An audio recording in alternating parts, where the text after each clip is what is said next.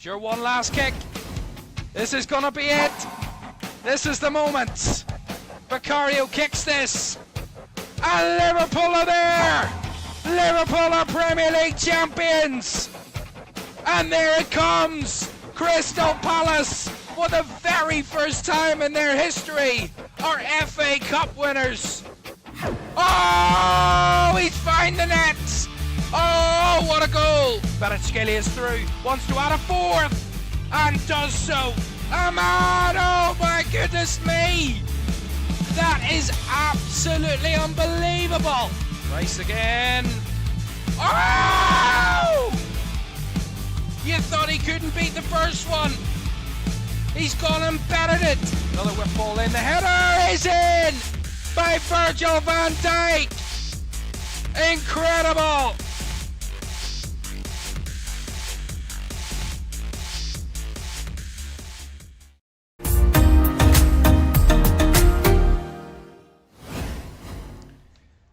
A very good evening. Welcome to Premier League Live for our second weekend of the new Premier League season.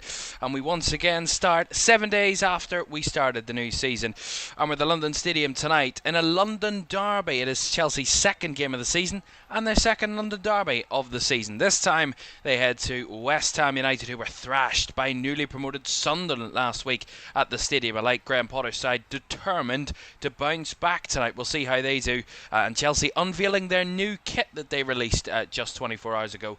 That is what they will be playing in tonight. That kicks off our weekend full of action here, as we did last weekend. 6 games in the Premier League across LFS, and we had a fantastic opening weekend with you last week. It is exactly the same this weekend. We can't wait to bring you 6 more games here on LFS. West Ham take on Chelsea from 8 tonight. Manchester City host Tottenham in their first home game of the new season. A very good fixture. That's tomorrow, 12:30. Then in the 3 o'clockers, Bournemouth take on Wolves. Aston Villa head to Brentford, and Burnley host Sunderland. Then at 5:30, Arsenal, after their win at Man United last week, take on a Leeds side who beat Everton at Elland Road. We'll see how they play at 5:30 tomorrow.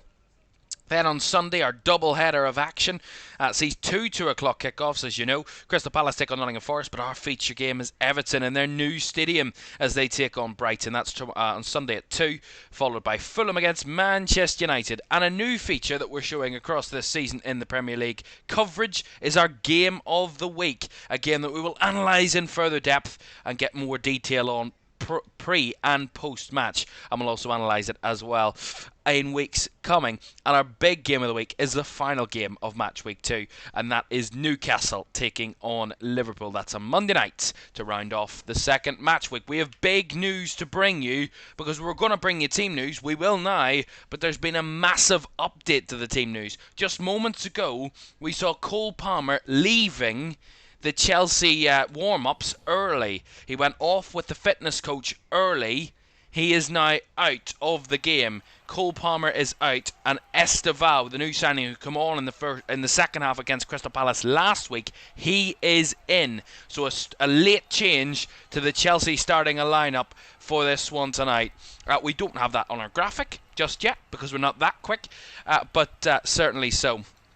We'll keep you right up to date with that. Before we get your team news, let's have a look at my predictions for this weekend. These are the predictions for the 10 games that I have predicted. I predicted Chelsea win tonight, 2-1. City to win tomorrow. Bournemouth picking up victory against Wolves. Villa to win away at Brentford. Sunderland to beat Burnley by a goal to nil. Arsenal to thrash Leeds. Crystal Palace and Forest, inseparable. My prediction, the only draw of the weekend. Brighton to win away at Everton, Man United to win away at Fulham, and Liverpool and Newcastle to give us another one of those thrillers on Monday night. I expect 3-2. We'll talk about all those predictions as the weekend goes on, but it is now down to business for our Friday night action. Under the East London lights sits West Ham United against Chelsea. Let's have a look at the two teams then. And West Ham, as I said, come off the back of that 3-0 defeat against newly promoted Sunderland with their confidence knocked completely. Mads Hermansen, who conceded 3, and probably some clangers last week. He starts in goal. They've gone for that back 5/back 3 West Ham that Graham Potter so likes to play. Aaron Wan-Bissaka, Jean-Claude Todibo, Max Kilman, Naif Aguirre and Malik Diouf start in the defence. In midfield, James Ward-Prowse along Thomas Soucek in that midfield. Lucas Paquetá is playing further forward in the midfield with that front two of Nicholas Fulkrug and captain Jared Bowen. On the bench for the Hammers tonight, Areola, Walker-Peters, Mavropanos, Rodriguez, Scards, Potts, Irving, Wilson and Marshall. Of course, as we know, no Crysencio Somerville or Luis Guilherme, who are both still out injured. For Chelsea tonight then, as I said, that late change, we'll tell you about that in a moment.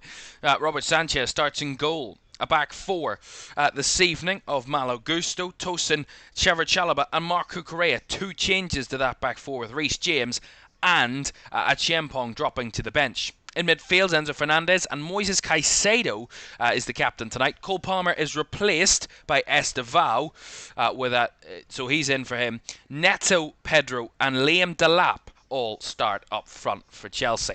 On the bench for Chelsea now, Jorgensen, Achiempong, Fofana, Hato, James, Isugo, Santos and Gittins.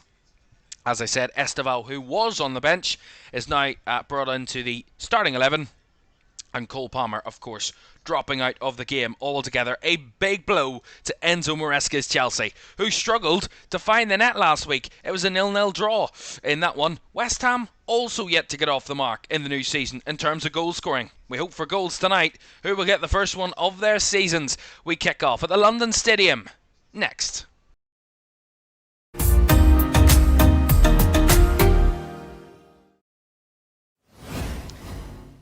A very good evening. Welcome in to LFS this evening for Premier League Live. West Ham United against Chelsea. Another London derby for Chelsea to start the season. This one in East London at the London Stadium. A stadium that has been kind to them over the last number of years. And West Ham, an opponent that they never take lightly and never should take lightly with some of the threats that Graham Potter has. But as I said, both teams drew a blank last week in the opening weekend of the season. But West Ham's first home game of the new campaign, under the lights, they will want to get off to a great start at home under Graham Potter. They didn't have a great home record last season, West Ham. They were actually the worst of any team that wasn't relegated. They won just 5 of their 19 home games last season. That is the worst of any Premier League side. Only Everton had failed to win more at home last season. That wasn't relegated, of course. The 3 relegated sides all were worse off. Well, they're forever blowing bubbles, and the ball is about to get underway here this evening. And a glum-faced Cole Palmer, as you would expect, who would have been really up for this one tonight, but he's got to drop to the bench after that issue that he had in the warm-up. As Chelsea get us underway then here in East London. Chelsea unveiling their new away kit, or their third kit, shall I say, for this game tonight. That all black with blue trimmings, blue and white trimmings, shall I say. And West Ham, of course, in their claret and blue home strip with white shorts. They'll be hoping to get off to a good start. Both of these two teams, really, they both need that extra little bit of confidence. You know, Chelsea had all the possession, all the shots against Crystal Palace last week, but really failed to convert any of them into any real great goal-scoring opportunities. And Palace had a few chances of their own. That bizarre decision, of course, that we massively talked about last week. That decision of disallowing that goal, which was a bizarre one that we'd really never seen. But it certainly got Chelsea a point on the day. As well, there's lots of football in action tonight. We have the Championship, Derby taking on Bristol City at Pride Park. Bayern Munich open their new season in the Bundesliga against Leipzig. They're 1-0 up. Kicked off at 7:30. PSG, the champions of France and the champions of Europe, of course, taking on Angers in their first home game of the new season as well. We'll keep you right up to date with all of those across Europe this Friday evening.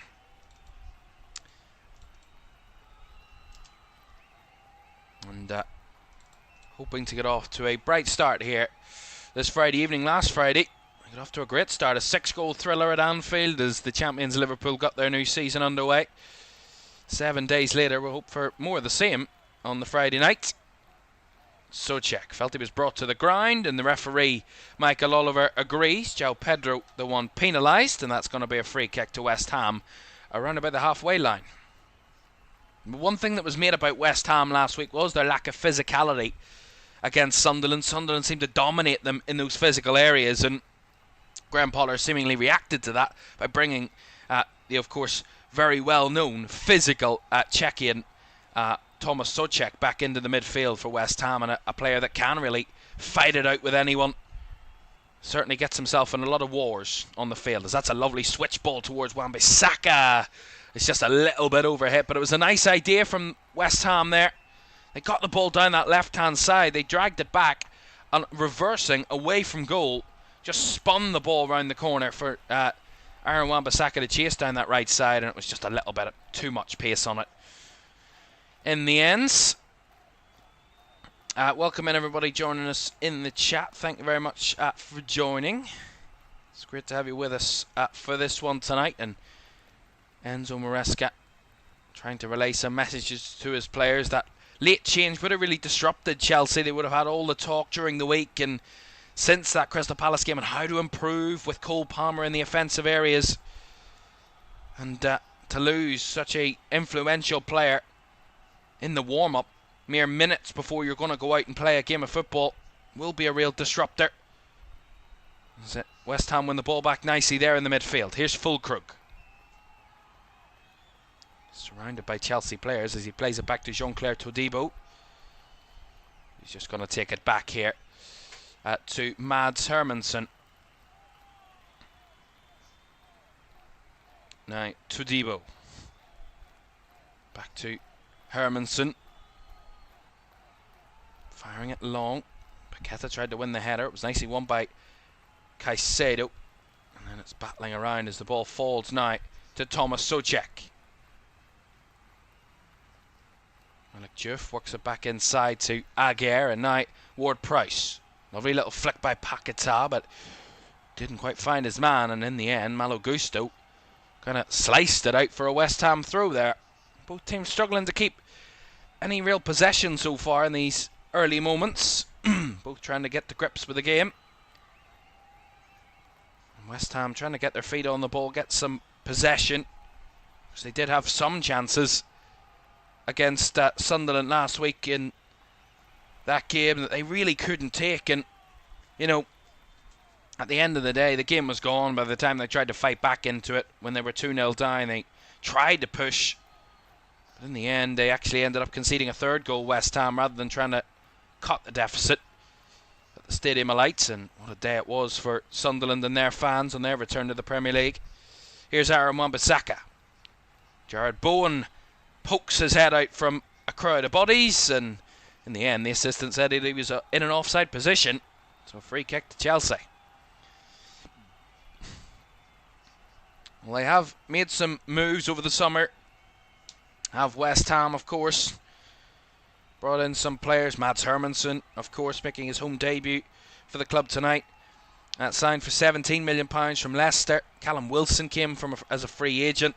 Malik Diouf as well came from Slavia Prague for £18 million. Kyle Walker-Peters as a free transfer. Todibo actually signed on a permanent deal after he was on loan from Nice last season for £29 million. And Evan Ferguson's on loan from Brighton as well. So some big moves, but moves that we're really yet to see the impact of. His Paqueta! What a strike! That's one way to get West Ham off and running in the new season. What a goal! He is well worth it. No wonder why all of the best wanted him. But West Ham have had hold of him, and he's absolutely rocketed one past the Chelsea keeper. Graham Potter, the calmest man inside the London Stadium. No reaction at all. Well, I don't know how he's not reacting, because that is an absolute screamer of a goal. See this again, it's from really nothing. Chelsea playing out from the back. They kind of get caught in a loose moment with Estevao. West Ham win it back, and the space is gaping for Paqueta. No one trying to close him down. And when you give a player like Lucas Paqueta the space and the time, he is, by God, going to hit one. And what he does is so beautiful. Sanchez trying to throws a hand at it, but is nowhere near it. What a strike by Lucas Paqueta. Wrong foot of the keeper into the top, well, not quite the top corner, but into the far netting. Absolute wonderful goal from about 25-30 yards out. It's their first goal of the season, West Ham, and I don't think they'll score a better one. West Ham 1, Chelsea 0. Well, we talked about the new signings not having much of a say. Well, that's a man who's been here quite a while, Lucas Paquetá. And we know what he's capable of. And he's just unleashed an absolute cracker of a finish. Wow, what a start for West Ham United.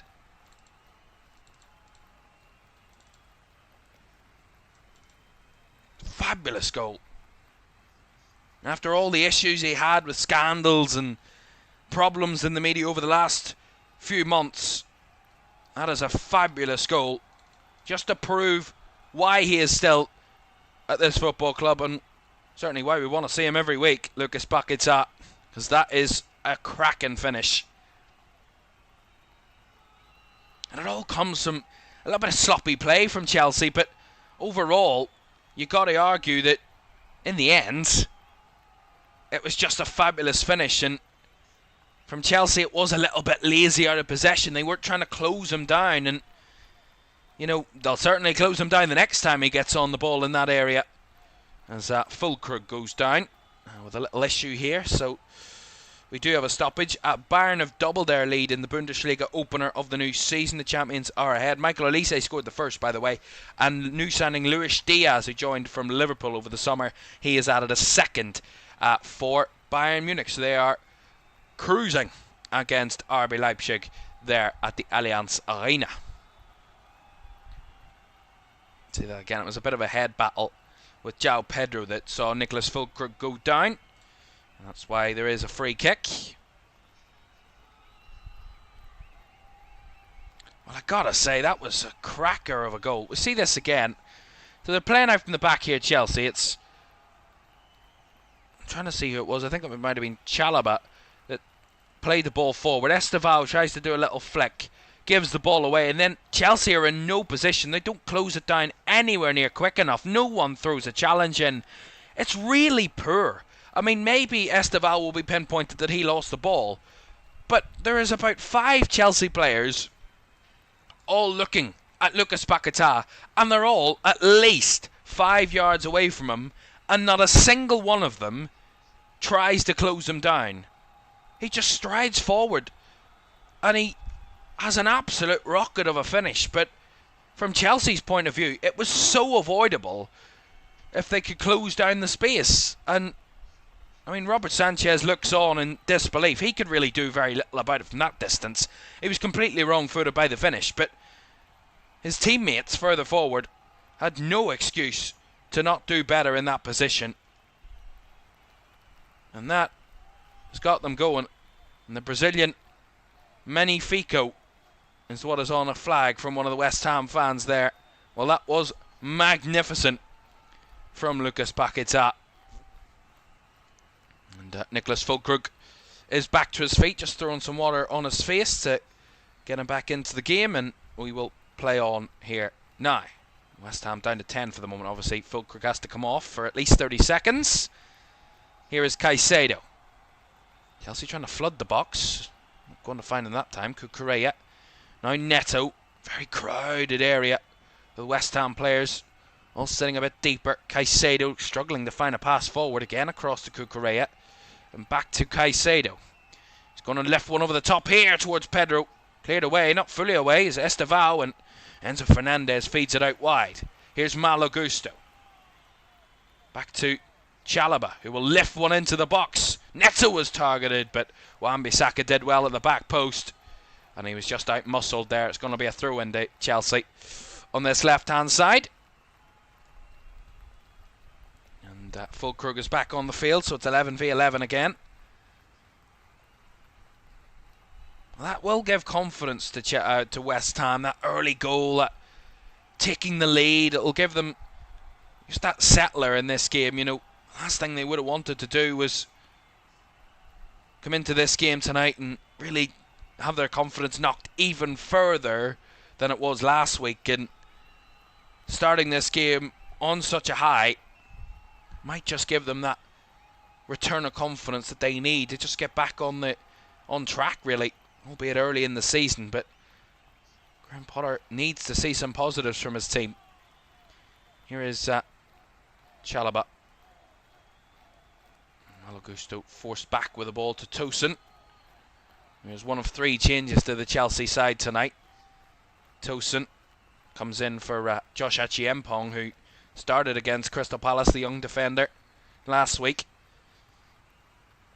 Enzo Maresca said he did a very good job and that they can trust Josh Achiempong. Tosin gives them something else they need for this game. Here's Chalobah. Tries the darted ball forward again. Awkward defensive header there from West Ham, but Todibo's there to mop it up. And brought down by Malik Diouf. He fires it up the line for Paquetá. He just can't keep it in play on that occasion. And there actually might be VAR check ongoing here for a possible penalty. We'll see this again. Yeah, there's nothing really in that, if I'm honest. Max Kilman and João Pedro just tussling. Both have got their eyes on the ball, and there's very little in that, if I'm honest, and we do play on. We did have to check. Did VAR just to make sure.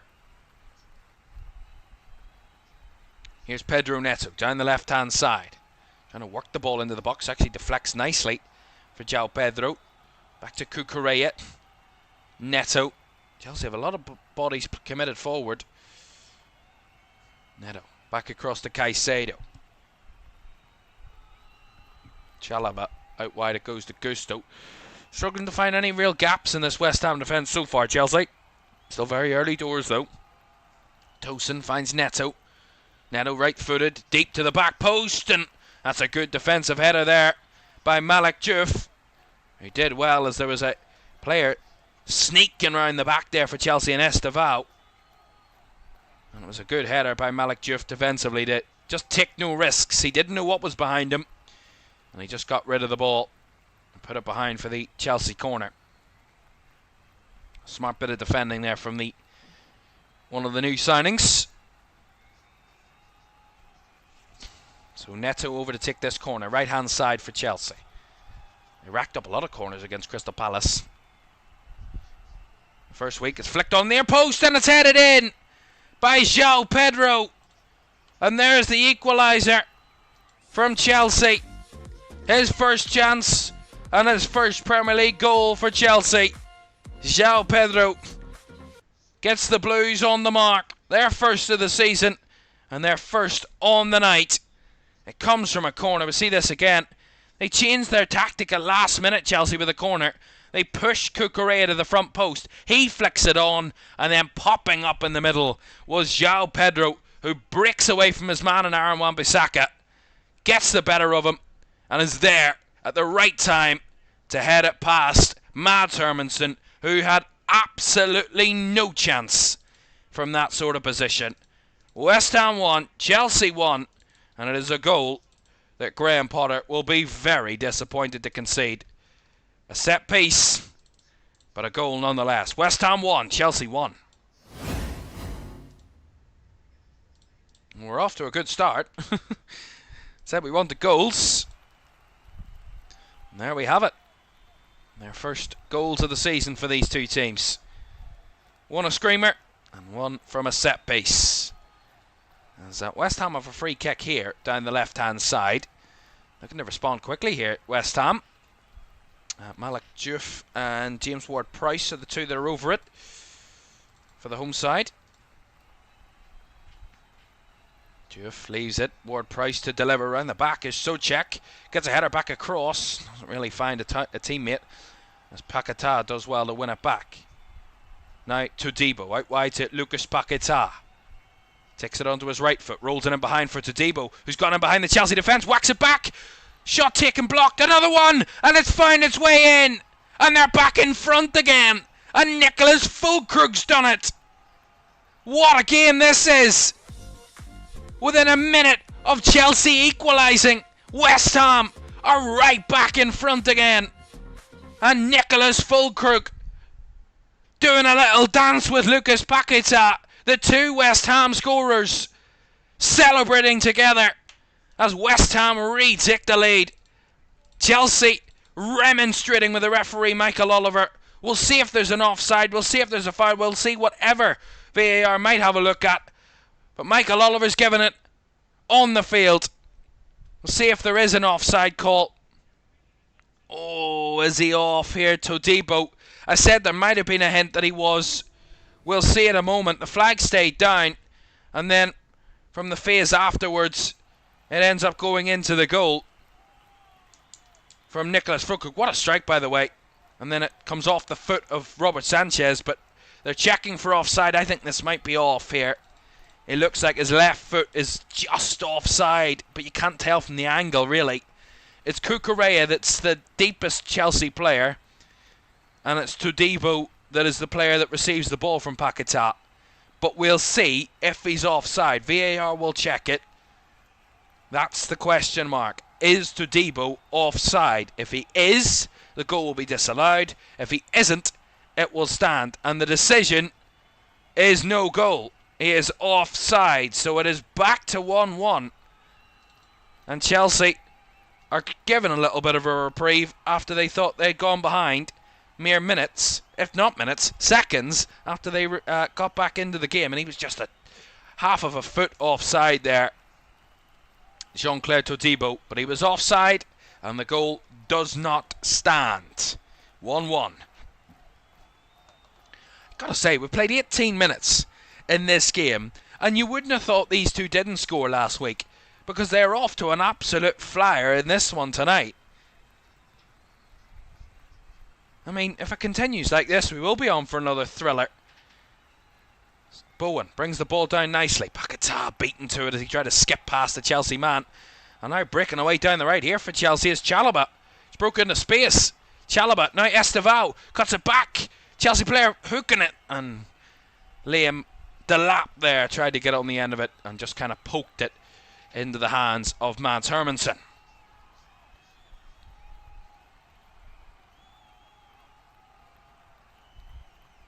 Well, the reason we didn't get an explanation there, by the way, is because it was quite clear that it was offside. It was a factual decision rather than a decision that needed an opinion displayed from the referee or the officials. Therefore, he didn't have to announce the decision to the stadium, and he didn't go to the monitor either. So therefore, it doesn't really need much explanation. It was offside. It was clear as day. The offside system, or the semi-automated system, showed it and gave evidence to it, and it was quite clear to the fans and to us watching that it was offside. There's a flick ball from a throw-in over the top. Tosin didn't really deal with that well enough there. The defender got himself in a real mix-up, and it's now going to be a corner to West Ham as Jared Bowen was hanging around the back of him, and that's going to be a West Ham corner, and their first of the game. They've got a lot of height in there to West Ham. Naya Fager, Nicholas Fulkrug, Max Kilman, Thomas Soucek, and Jean-Claire Todibo. They've got a lot of height in their team. And they've got a set-piece specialist in James Ward-Prowse. What can he offer from this corner? Right-footed from the left-hand side. It's looped round the back. The header is flicked on, but it's flicked over the bar by Fulkrug.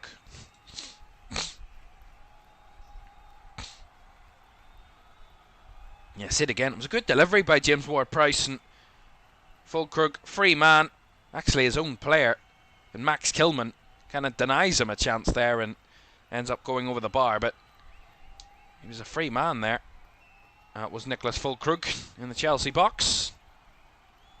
Hermans trying that distribution down the left, and in the end couldn't quite find Malik Diouf, and that goes out for a Chelsea throw.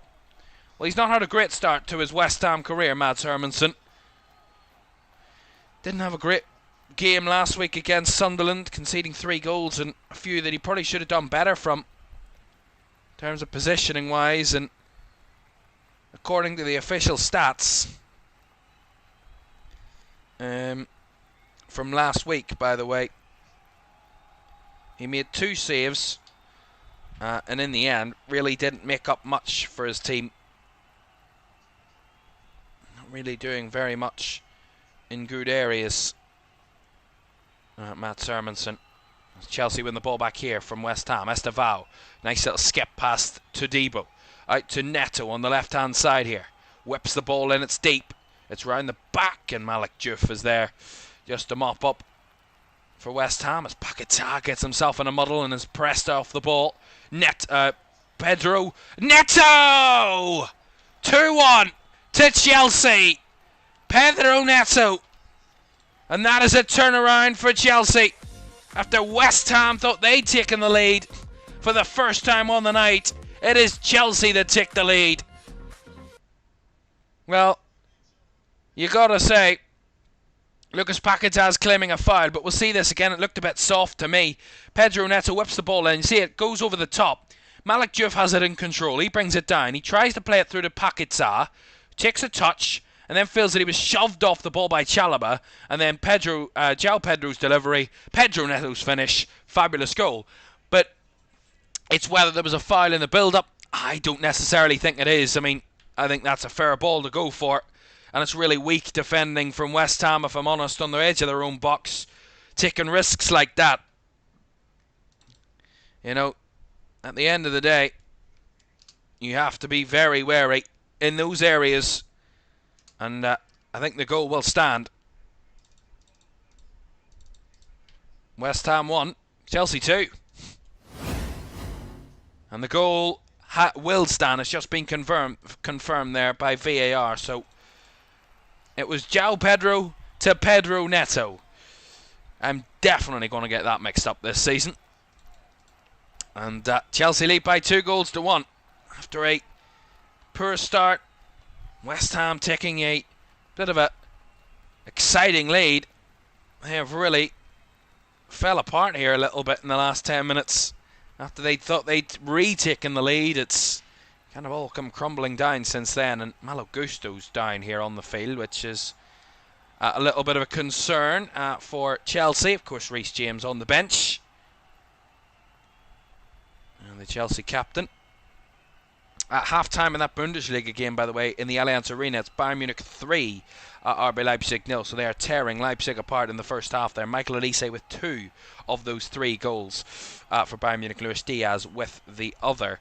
Still goalless in the PSG Angers game in France, and still goalless in that championship game between Derby and Bristol City. But it's all goals, all drama, all excitement here in this London derby on the Friday night on LFS in the Premier League. A reminder for you, tomorrow's game, we get underway our double action tomorrow. Sees us go to the Etihad at lunchtime, 12:30 kickoff as Man City host Tottenham from 12:30. And then later on tomorrow evening, we're at the Emirates as Arsenal take on Leeds United. So, Malo Gusto back to his feet. A little bit of an issue there, and it's all patched up. And he gets his boot back on. And he should rejoin us in a moment. It looked like there was a bit of blood on one of his socks there. So maybe he got a stud down the back of his foot, maybe. Or a little bit of an issue there. It looked like it was a bit of blood on his sock.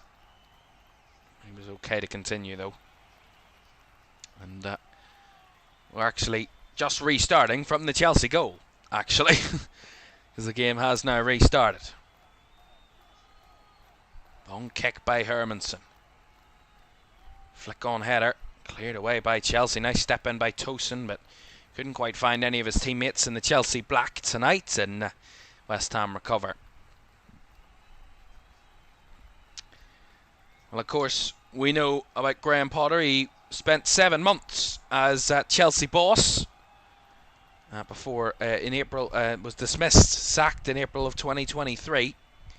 So well over 2 years ago now. It doesn't seem like it was that long ago, but it has been. And Graham Potter, of course, dismissed less than 7 months in charge of Chelsea. But so far tonight, his former team are getting the better of him. This minute in time to Debo. Lovely little flick by Bowen round the corner. Tried to give the return ball full Krug, but overhit it. And Cucurella could reclaim.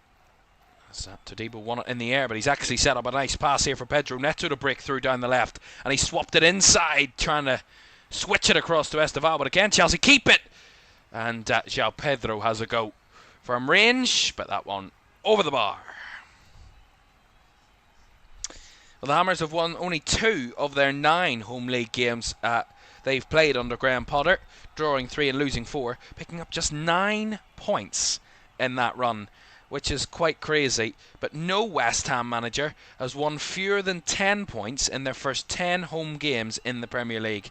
Alan Kirbishley and Avram Grant are the 2 that earned 10, which is the lowest points tally from any West Ham manager after 10 home league games in charge. And Graham Potter, if he loses that tonight, will take that record. Of course, he will equal it if West Ham draw this evening. They're giving it away cheaply there in the midfield. They've become quite sloppy, West Ham, in the last few minutes. Really quite sloppy. And it's allowing Chelsea to regain a little bit of control in this game and just give themselves a little bit of breathing room at this moment in time. Well, there was a stat that I was... sorry, it's not this game actually that I was doing. I was doing a lot of my research earlier and I thought this was the game that I had this special stat in, but it's not. There is one across the weekend. Keep an eye out for it across the weekend. Kilman back to Hermansen. West Ham 1, Chelsea 2. 28 minutes gone here at the London Stadium. 3 goals, VAR drama, and a cracking finish as well. We've had it all inside the first half an hour here in East London. Hermansen with another long kick. Tosin winning that header dominantly, but again can't distribute to any of his teammates, and it goes out for a West Ham throw.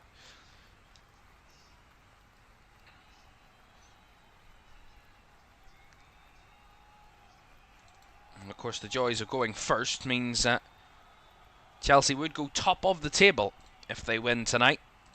Obviously they would be the only team other than West Ham to have played 2 games, and it would be impossible for West Ham to go top of the table tonight even if they do win, because of goal difference already setting them back quite a distance from the top already. But Chelsea would have that chance as they would go on to 4 points with a victory tonight after that draw with Crystal Palace last week. It's about 3-yard passes, number of 3-yard passes here between Moises Caicedo and Enzo Fernandez. They're toying with West Ham a little bit there. Here's Cucurella on the left hand side. Chelsea seem a little bit more comfortable on the ball than they did in the early moments, moving a little bit quicker with a little bit more pace behind it. Here's Cucurella flicking it over the top down the left side. Nice header by Aaron Wan-Bissaka, but the second ball brought down by João Pedro. Cucurella has to force it all the way back to his keeper, Robert Sanchez. Well, I gotta say, I might have kind of went a bit early on my prediction. I said it would finish 2-1 to Chelsea here tonight. It's already 2-1 to Chelsea. Here is Enzo Fernandez trying to force it forward again. West Ham, architects of their own downfall here in a minute. Souček and Aguirre almost collide with each other, and in the end it's brought back by Hermansen in the end. But they look a little bit shaky, West Ham.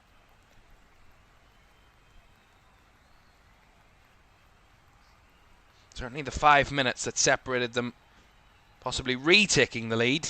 That goal was disallowed by VAR for offside, and then Chelsea taking the lead. It's been a real body blow for West Ham over the last 10 minutes or so. It's maybe rocked them a little bit. Here's Diouf. Souček, out wide it goes here to Aguirre. Broke into a wide position, trying to fire it towards the box, but again cleared away by Chelsea and mopped up by Kilman, who gives it back to Hermansen again. They've got a good hold of the ball at times tonight, West Ham. They have, in good areas. Chelsea, not dominant in that area so far, you got to say, possession-wise, which they did dominate against Crystal Palace, but to no real avail. In a sense, they had 60-70% of the ball for the vast majority of that game against Palace, but couldn't find the net. Whereas, comparatively, they've had arguably less of the ball tonight, and they'll find the net. It's finding that balance. Bowen. West Ham have continued to hold the ball here. Paquetá switching it out to the left. Chested down by Malik Diouf. Cuts inside, Gusto, but stolen away by Esteval, but he's won it back. And now Malik Diouf chasing down Chalaba, but the ball had just gone out of play as he tried to make the tackle. And that will go out for a Chelsea goal kick. Yeah, nice idea. They lost the ball there. West Ham, they had the pressure on it with Ward-Prowse to win it back and try and get them forward into a good area. And in the end, the ball was just too much pace from Ward-Prowse. And Malik Diouf couldn't keep it in play. Sanchez pinging one out to the left-hand side. Nicely taken down by Cucurella. 32 minutes gone. West Ham 1, Chelsea 2. West Ham took the lead to Lucas Paqueta's screamer of a goal inside 6 minutes. Chelsea equalised not long after from a corner with that João Pedro heading in. And they thought they'd taken the lead again, West Ham, mere a minute after Chelsea equalised when Nicholas Füllkrug fired in, but offside in the build-up before Chelsea did take the lead for the first time on the night. Pedro Neto linking up with João Pedro in scoring that second Chelsea goal. That's a lovely little link up here. Delap to Esteval across and a tap in for Enzo Fernandez. They are carving West Ham open at ease, Chelsea. And they now, from 1-0 down, 27 minutes later, they are 3-1 to the good at the London Stadium. And West Ham have really thrown this one away. It looked easy for Chelsea, but it is another horror show for West Ham United. They conceded 3 in 90 minutes against Sunderland last week. Well, they've conceded 3 in 33 minutes here tonight in their home opener of the new season. Again, not enough pressure on the ball. They lose it. It's played down the right-hand side here by Chelsea. Again, as soon as Liam Delap lays it off, Esteval's got the freedom of the field to just drive through like a knife through butter. West Ham players chasing the ball, but nowhere near it. It's a good cross, low and hard, across the 6-yard box from Esteval. Keeper invisible. And Enzo Fernandez with one of the easiest goals ever. It's about a yard out. And he just rolls it into the net, to an empty net. And that is 3-1 to Chelsea. And you got to say, like some of those West Ham fans already thinking, that could be the game, done and dusted already. West Ham 1, Chelsea 3. My goodness me. How easy that looked. And how really poor that was.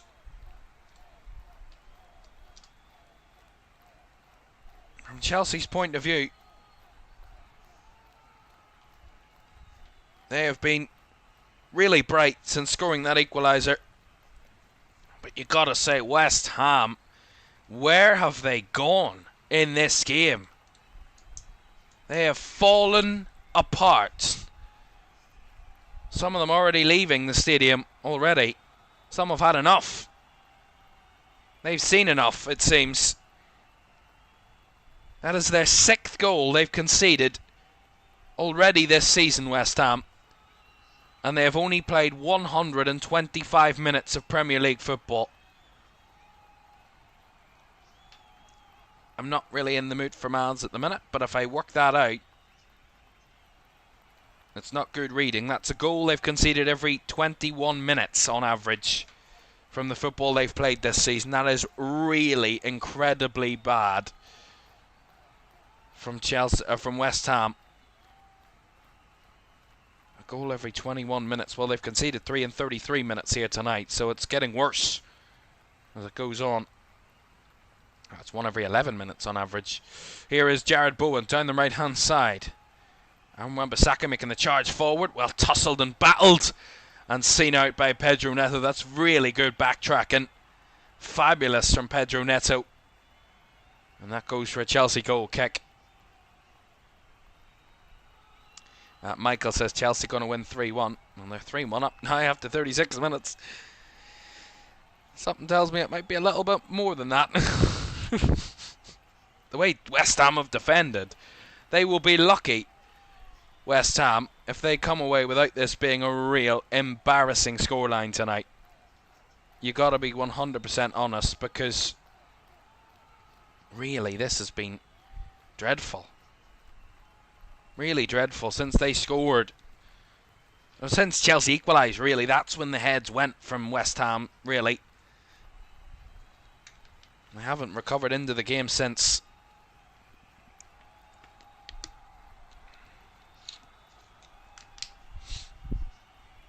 Kukureya. Tosin. Right, Chalaba. Down the right-hand side here is Estevao.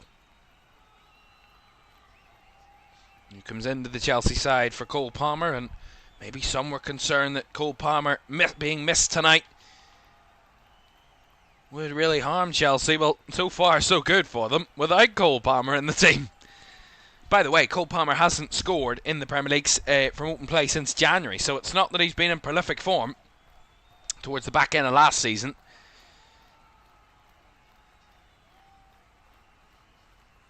Hermansen playing out from the back here. West Ham, well, there's no doubt West Ham were 3-0 down against Tottenham in a game so early in that game, and they come back and drew 3-3, so nothing's done or dusted. Wan-Bissaka's cross, Fulkrug trying to get onto it. Here's Paquetá with the overhead kick from the edge of the box, but it didn't have enough pace to carry it past Sanchez that time, and it's caught simply by the Chelsea goalkeeper. See it there. Good kick. It was a decent kick, but it was arrowing towards the corner, but there's not enough pace on it to take it past the Chelsea keeper in any way, shape or form. And I gotta say, I put 2 Chelsea players in my fantasy team tonight. Reece James, who's on the bench, and Liam Delap, who is the only one of their main strikers, or their main attacking players, that hasn't scored yet. João Pedro and Pedro Neto have both scored. And I have the other man, Liam Delap, in my team. At least I've got a point from playing his minutes so far for Liam Delap.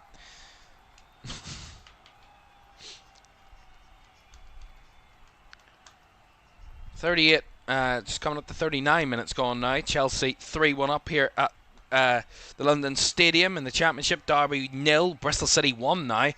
Bristol City have taken the lead in that one at Pride Park. Scott Twine, who got off to that great start, if we remember, at Sheffield United in the opening weekend of the season. He has got another one tonight, and Bristol City lead by a goal to nil there. Bayern 3-0 up as they start the second half in the Allianz Arena. And 0-0 between PSG and Angers as their game is just gone half-time. A lot of thinking for that man Graham Potter to do. And the board here at West Ham. There's David Sullivan, the joint chairman at West Ham, up in the gods at the London Stadium tonight. And what will he be thinking?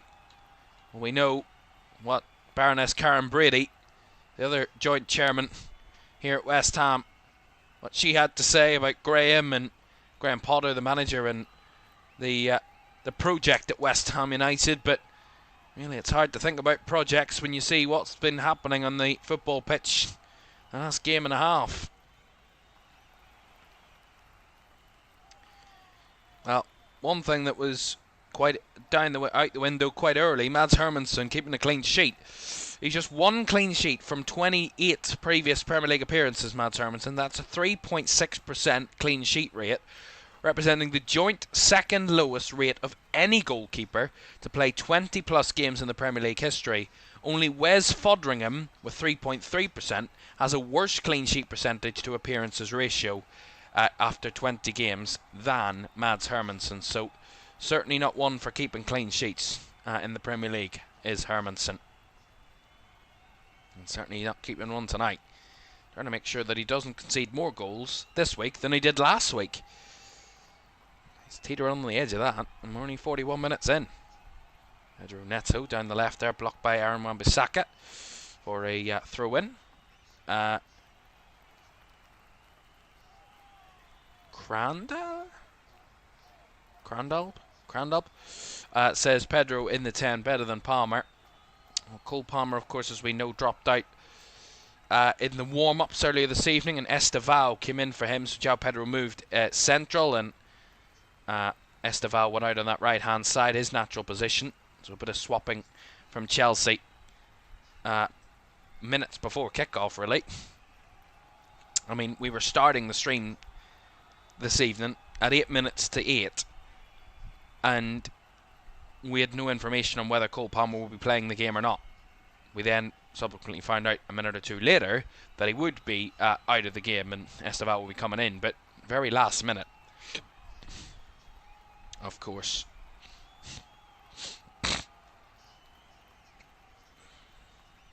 Bowen again trying his hardest for West Ham here, but he's getting nothing at the minute, and unable to keep the ball there. West Ham. And there he is, Cole Palmer. And there's his former manager, and Chelsea's former manager, Thomas Tuchel. And of course now the England head coach, watching on tonight from a few of the players. I'm sure Liam Delap would be one of those. He'll be closely watched by the England head coach. Maybe Chalobah as well in that mix. Ward-Prowse. Bowen, obviously.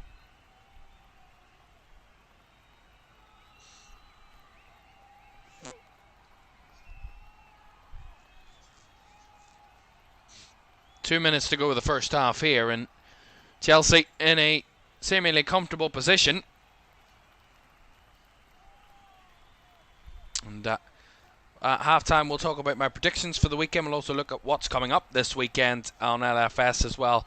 And we'll talk about our new feature, the Game of the Week, that we'll talk about as well. We'll talk about our new feature that will have one game every weekend in the Premier League across the season.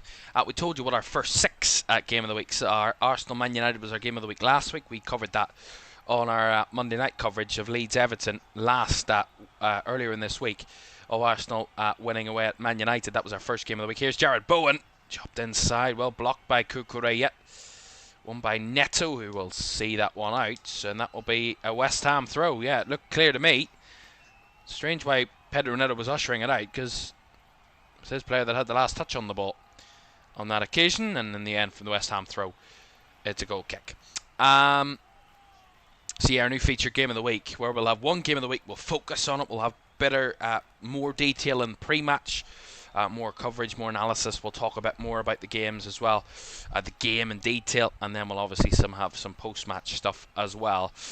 And our Game of the Week this week is on Monday night, Newcastle against Liverpool. All the news and talk about those two teams, we'll have a full debrief of it all on Monday night. Looking forward to that one. Very exciting fixture to get your teeth into to round off match week 2, but we've a lot of football to be played between now and then. Already tonight we're edging towards the end of the first half here at the London Stadium, and what started really well for Graham Potter is not ending that way for his team in this first half. And you gotta say they've kind of stabilised the game the last few minutes, but mainly maybe Chelsea are just settled in maybe just trying to see this to half-time and give themselves a little bit of a breather, as they'll have 6 additional minutes at the end of the first half here. Fulcrook reversing the ball nicely to Wan-Bissaka with a heavy touch. One back though by Ward-Prowse. Wan-Bissaka, who is looking a threat down that right-hand side for West Ham, and he was tussled and fouled there by Moises Caicedo on that occasion, so that's going to be a free kick to West Ham on that one. He has looked a threat down that right-hand side so far, Aaron Wan-Bissaka, but to no real avail down that side in these moments. We talk about the incomings of West Ham, we'll talk about the outgoings at half-time and the many experienced players they lost over the summer. Maybe they needed that kind of mass exodus, but certainly it will be a big miss. So they have a free kick here, right-hand side. Malik Diouf and Ward-Prowse are over it. Wan-Bissaka is away from the rest of his teammates out on the right flank here, so it's made Chelsea have to cover a little bit more. See what they do in this set piece, West Ham. Malik Diouf leaves it. Ward-Prowse will lift it round the back post. Bowen tried the header, couldn't quite reach it.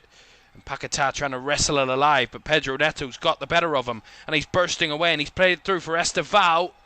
He's carried it wide, and Estevao seen out well there by Malik Diouf, who wins the throw-in for West Ham. That's good defending. And he tries to get West Ham on the front foot. Paquetá firing it forward. Fulkrug gets in a tussle with two Chelsea players and stays on the ground. The referee says play on. And Liam Delap is just going to be courteous to his opponent, and he's going to allow him to get a bit of treatment here as he stayed down, as Nicholas Fulkrug. Already went down earlier in the game, Fulkrug. See this again, long ball by Paquetá, and he just kind of gets in a wrestling match there a little bit with Cucurella, and then Tosin, who jumped up for the ball, kind of landed on him awkwardly. He's okay to continue, and he's up on his feet again, Nicholas Fulkrug, but it was an awkward one. The way Tosin landed right on top of him.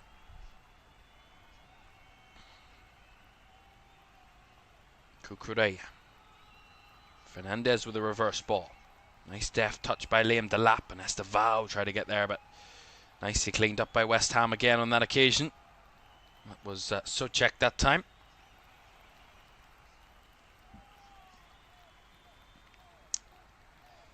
So 3 minutes of the 6 added down, and 3 more to go, of course.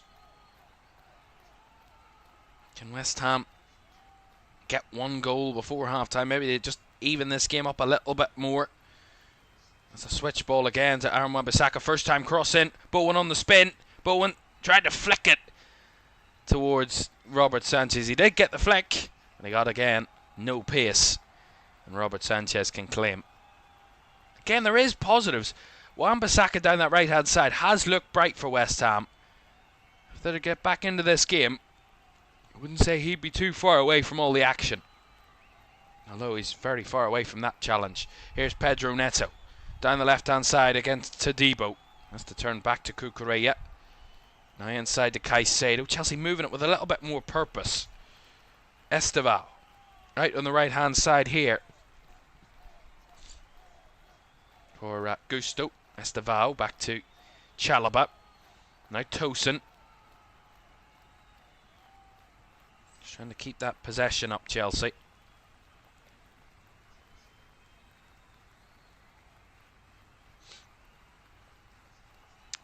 Enzo Fernandez. They're just calm at the minute, Chelsea. They're 3-1 up. They're comfortable. Not in a rush, not in a hurry. And James Ward-Prowse there a little bit late on Caicedo. It's going to be a free kick. The calmness of Chelsea is just upsetting West Ham.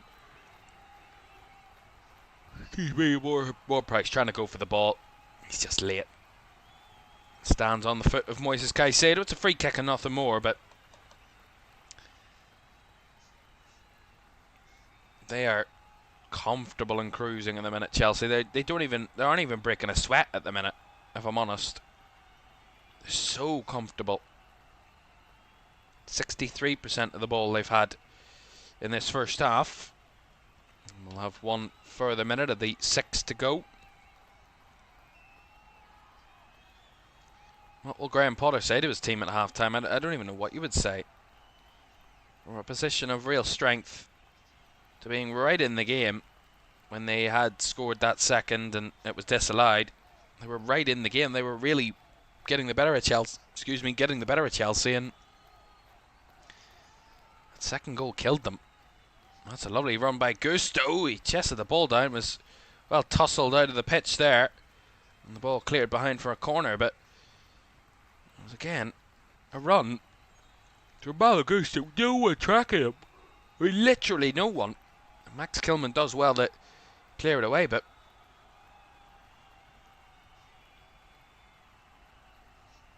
we're going to have this corner here where Chelsea. This will probably be the last action of the half. Enzo Fernandez to tick it. Left-hand side.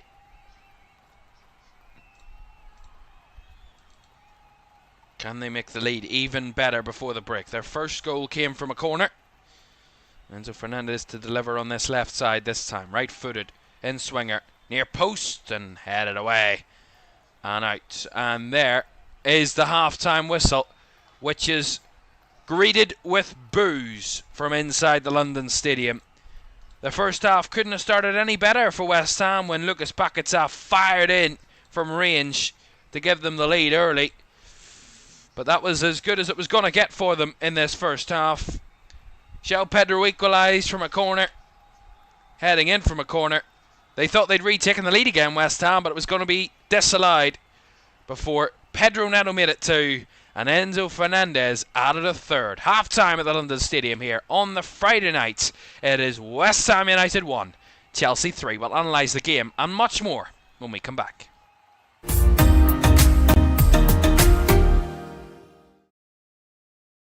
Sure, one last kick.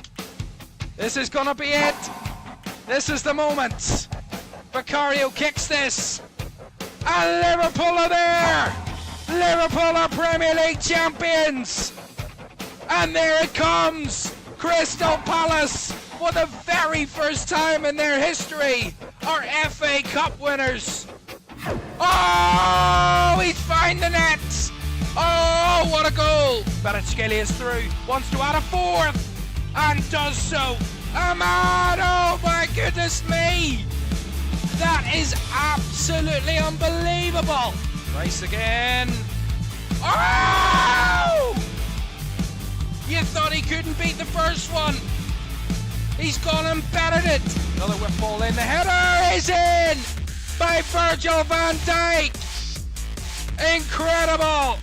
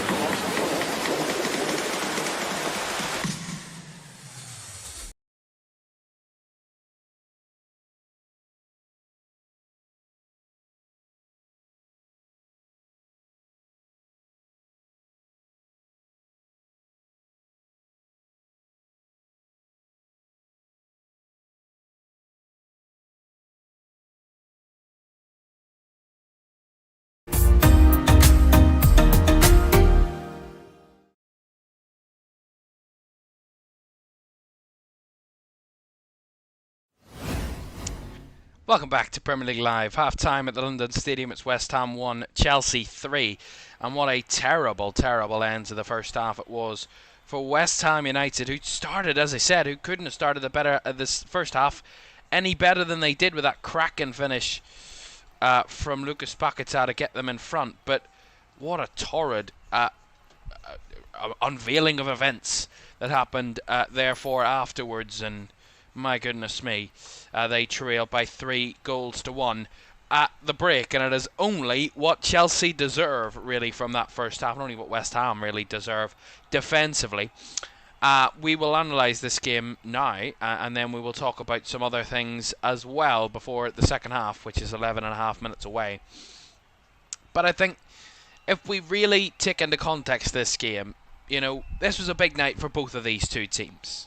For different reasons, but a big night for these two teams. West Ham, for them, it was about getting off the mark. It was getting onto the score sheet. It was getting off to a positive. It was showing the home fans what they're capable of and bouncing back from that torrid defeat away at Sunderland last week and the opening weekend to a newly promoted side in such kind of disappointing manner, really, and a lack of physicality and a lack of real opposition to Sunderland last week was really disappointing from West Ham's point of view to start the season. But even tonight, they started so well, as I said. Lucas Paquetá with that great goal. Again, Chelsea don't close the ball down anywhere near well enough, and that's something they need to work on. But, I mean, charge through, and Lucas Paquetá, we know, individual skill, quality player, top-tier player, absolute magician on the field at times, and he's got a hit in him, he's got a shot at him, and certainly he unleashed a strike that found the back of the net, completely wrong footing Robert Sanchez, a fabulous goal. And then, from that point, West Ham were very much in the game. They were battling in the game along with Chelsea. It was a good fight in the first 15 minutes. Chelsea then equalised from a corner, delivered in. They change it up a little last minute, Chelsea, in the fact that they move players around right before the corner's taken. It's whipped in, it's flicked on at the near post by Cucurella, and João Pedro gets the better of his man, gets away from his marker in Aaron Wan-Bissaka at the back post, and he gets a free header on the ball to head into an empty net as Hermansen had really no chance. And then, literally, less than a minute after Chelsea had equalised, West Ham had thought they were back in front. When, of course, the good play down the right-hand side, the ball comes back into the box. It drops for Fulkrug. It has a very good strike into the far corner to find the net. Really, really good goal. But, of course, Jean-Claude Todibo offside in the build-up, which resets it back to 1-1. But you think, oh, West Ham are able to push for this. They're able to be very competitive and cause Chelsea problems in this game. And they thought they were back in front. But that's not how it panned out. They were behind not long after that. And you think, right, where do they go from here? They were really close to going ahead. And then they had that body blow with the goal being disallowed. And then even further, they're going behind themselves with a Pedro Neto goal again. Good play down the right-hand side. Estevao, sorry. That's the third goal. Get my goals mixed up now. There's been that many in the first half. Down the right-hand side, it's João Pedro. Works it down the right. He flicks it across the box. And Pedro Neto there to absolutely fire it in from close range. Really good goal to make it 2-1 to Chelsea. And it really caught us by surprise because West Ham were very much in the game, very much in the fight. And then when Chelsea went 2-1 up, it really seemed like it had fallen away from West Ham. They completely lost themselves, any concentration, any control, any good play. They kind of just fell apart, really, as the game went on. And then the third goal comes about. Again, it's good winning of the ball down the right-hand side from Chelsea. They play it through. Good layoff. Trying to remember who laid the ball off. I think it might have been João Pedro again. Laid it off to Estevao, who made the run inside. Charging through. Driving through. Nobody in West Ham's shirt anywhere near him. It was really poor defensively from West Ham down that side. Bursting down the right. And then you got to say, honestly, it's a good finish by Enzo Fernandez and it's into an empty net.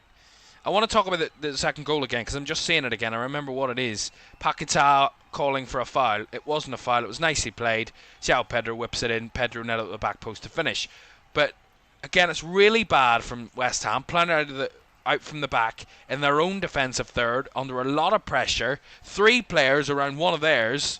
So you're not going to win that in a month of Sundays. And then it's just a great delivery in, but no one marking the back post. Aaron Wan-Bissaka completely unsighted at the back post, doesn't see the man in Pedro Neto coming around the back of him, and by the time he does realise, it's too late.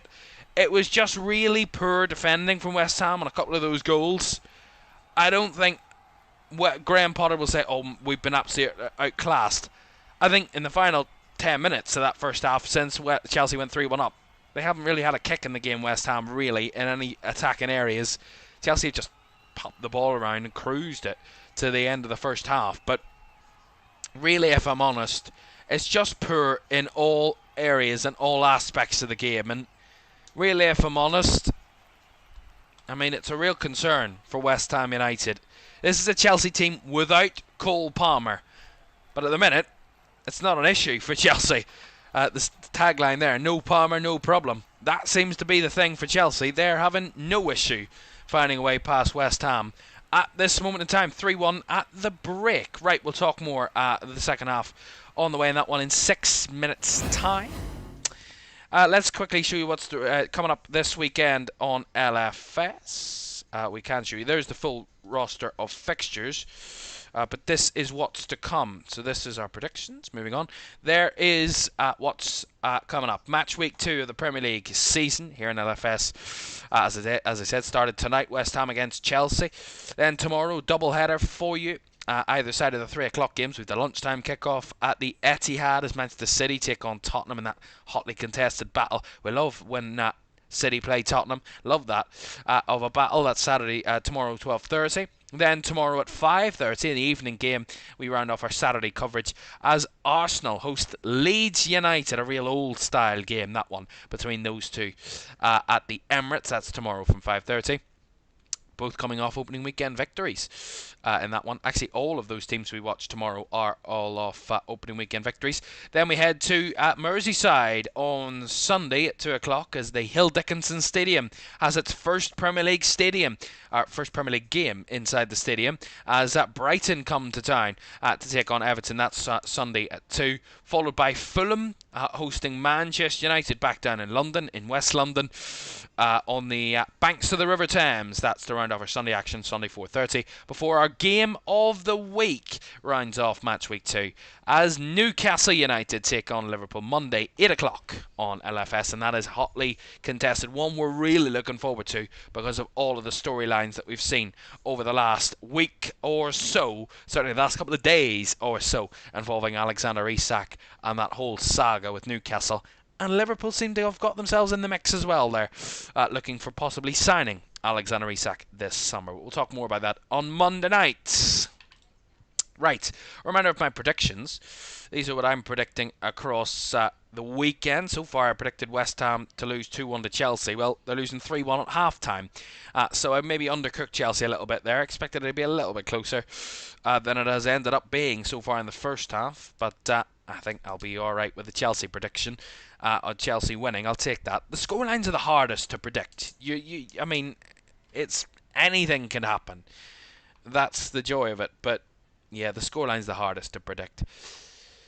But yeah, 2-1 to Chelsea was my prediction. It's 3-1 at half-time. I also predicted City to win at home, Bournemouth to beat Wolves and keep a clean sheet in that game as well. Villa to win away at Brentford. Sunderland to win away at Burnley, and that those two newly promoted sides facing off at Turf Moor tomorrow at 3. Arsenal to get easy work out at Leeds tomorrow as well. Palace and Nottingham Forest I've predicted to be the only draw of the weekend. So far, they're very closely matched, those two teams, in my opinion. Brighton to win away at Everton. I think I was a little bit bullish with that one. I don't know if that will come true, but I've just gone, you know what, there's got to be a shock result of the weekend. It's not the shock of all shocks. Brighton were actually quite good against Fulham last week. They just couldn't hold on. But we'll see how they do away at Everton. I expect Man United to get back on the horse and win against Fulham. Fulham are a good side, but are they good enough? They can certainly compete against Man United, and that could go either way, but I just think Man United will have the quality in the attacking third on the day. And then it will be an absolute blockbuster, in my opinion, on Monday night, Newcastle against Liverpool. In our game of the week, 3-2 to the champions, I'm predicting. That is one of our 6 Game of the Week fixtures to come in the first 6 game weeks of the new season. As I said, Arsenal Man United was our Game of the Week last week. Newcastle Liverpool this week. Next week, in our third one and the last one before the international break, we're at Anfield for our Game of the Week. Liverpool take on Arsenal, in our Game of the Week and match week 3. And then after the international, we have the Manchester Derby at the Etihad as our Game of the Week on the 14th of September. Then the 21st of September, Man City back in action as well on Game of the Week as they head away to Arsenal. And then on the Game Week 6, Newcastle host Arsenal in our Game of the Week on the 28th of September. All of those games Sunday 4:30 kickoffs. Right, we are back for the second half where West Ham are trailing 3-1 at the break to Chelsea at the London Stadium. We'll find out what happens in the second half next.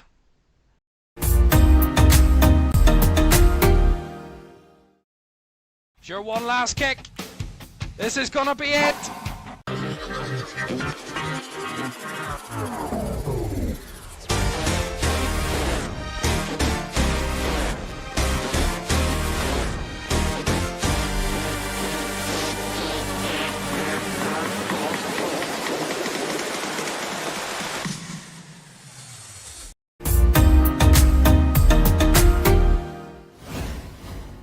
Welcome back to Premier League Live. 3-1 to Chelsea at the break here at the London Stadium. Second half on the way in a moment. Round up from around the grounds for you. Championship, Bristol City lead 1-0 against Derby. Scott Twine with the goal there.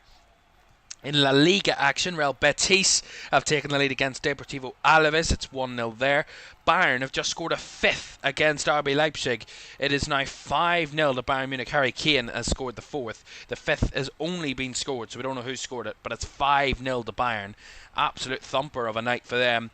Under the lights in the Bundesliga. PSG have taken the lead against Angers in Liga. Ousmane Dembele missed a penalty in the first half, but Fabian Ruiz has given PSG, the European champions, the lead in the second half. And in the Irish Premiership, Larne lead Portadown by 4-0 in the second half there. Right, a reminder for you of what's to come here this weekend, and a quick look at tomorrow. Our next game after tonight says at the Etihad, Manchester City host Tottenham. That fixture, a very close one over the last few years. Certainly one going the way of Tottenham more often than Man City. That's tomorrow, 12:30 at the Etihad Stadium. Right, changes afoot here for West Ham at the break. They're going to make a double change. So Graham Potter clearly not happy with the way his team played, and clearly with the scoreline. And they're going to make that double change. Jean-Claire Todibo and Nicholas Füllkrug are going to be replaced. And coming on is Freddie Potts and Callum Wilson. Freddie Potts, of course, the 21-year-old midfielder. And gets a cheer from the crowd, Freddie Potts. So a double substitution for the Hammers at the break, just to try and ease things up on them and maybe get them to play a little bit better in this second half than they did in the first. But a tall order for them against what is seemingly a cruising Chelsea side that seem under no bother at all, as we get the second half underway at the London Stadium.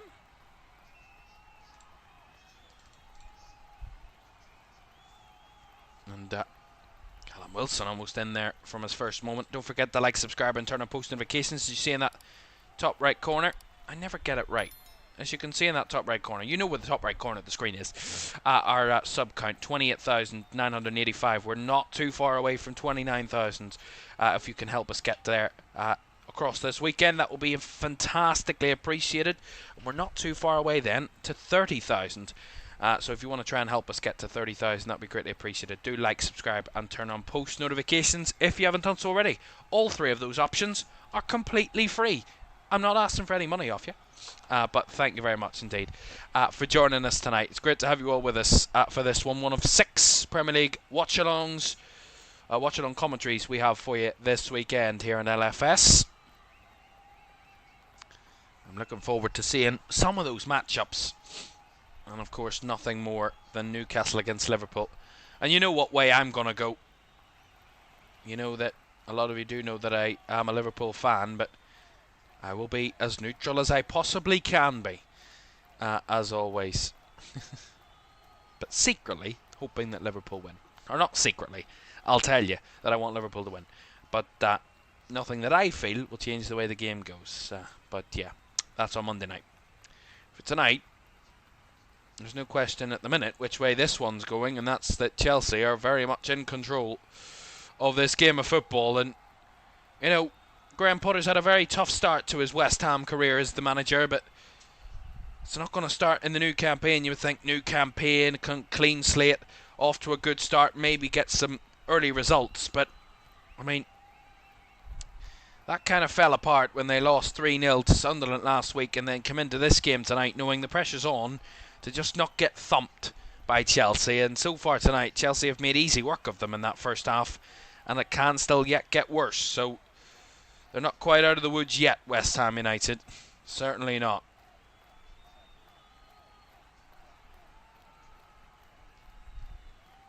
And I think we did this over the summer last season about West Ham managers,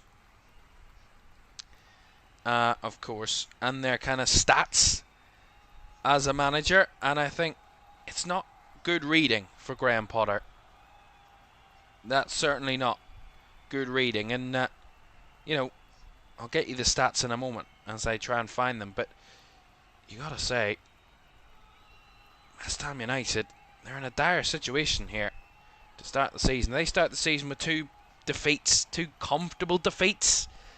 That will be a real worry for West Ham and for Graham Potter, really, because he would have been under pressure no matter what had come from the opening game. If they had have lost that game, and they did, no matter what happens tonight, he will still be under as much pressure as he was last week. This game is not one they're going, oh yeah, we'll win this one, get back on terms. They're not expected to win this one.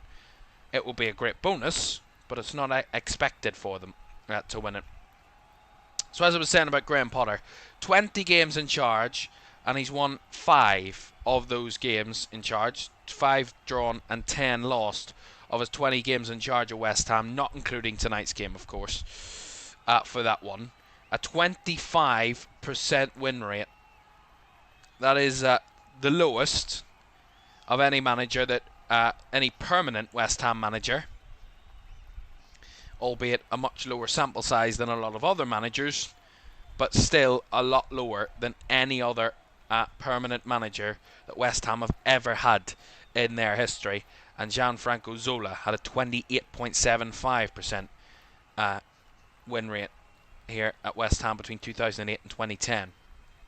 And considering, actually, Julian Lopetegui, the manager before Graham Potter, actually is in the top 5 of that list. He's 5th on that list. So certainly picking managers hasn't been of the utmost success for West Ham over the last few seasons. Not at the minute. It's not going well at all under Graham Potter. Here come Chelsea. Down the left-hand side, here's Pedro Neto. They might be in for another here. He cuts it back. Fernandes! Should have made it 4. He poked it over the crossbar.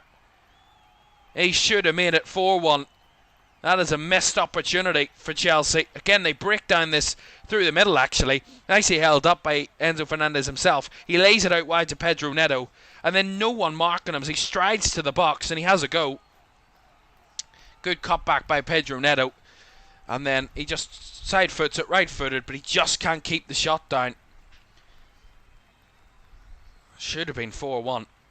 Might be here in a moment. Here's João Pedro. Edge of the box, left hand side. Goes back to Cucurella. Tosin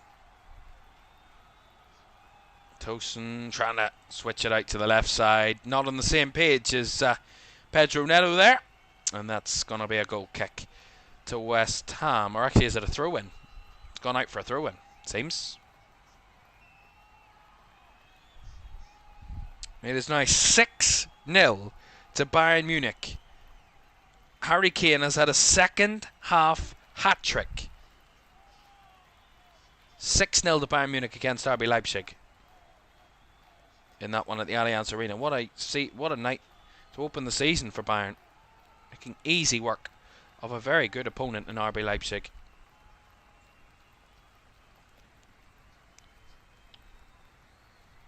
Crandalub says Potter will ask if anyone has a good realtor. Well, he might be moving out of his East London home very soon. You never know. The way things are going to start the season, it's not looking good for him. Says Potter is an overrated manager that had one good season. I don't understand the hype. Yeah, well, he did really well at Brighton, but you know, at Chelsea he wasn't really given the time or the opportunity to really create something. He, as I said, he was dismissed after less than 7 months in charge. You know, there wasn't much time, although there isn't much time in football anymore. And then here at West Ham, I mean, when was he appointed? At the start of the year? I mean, it's not been great. We'll say that much.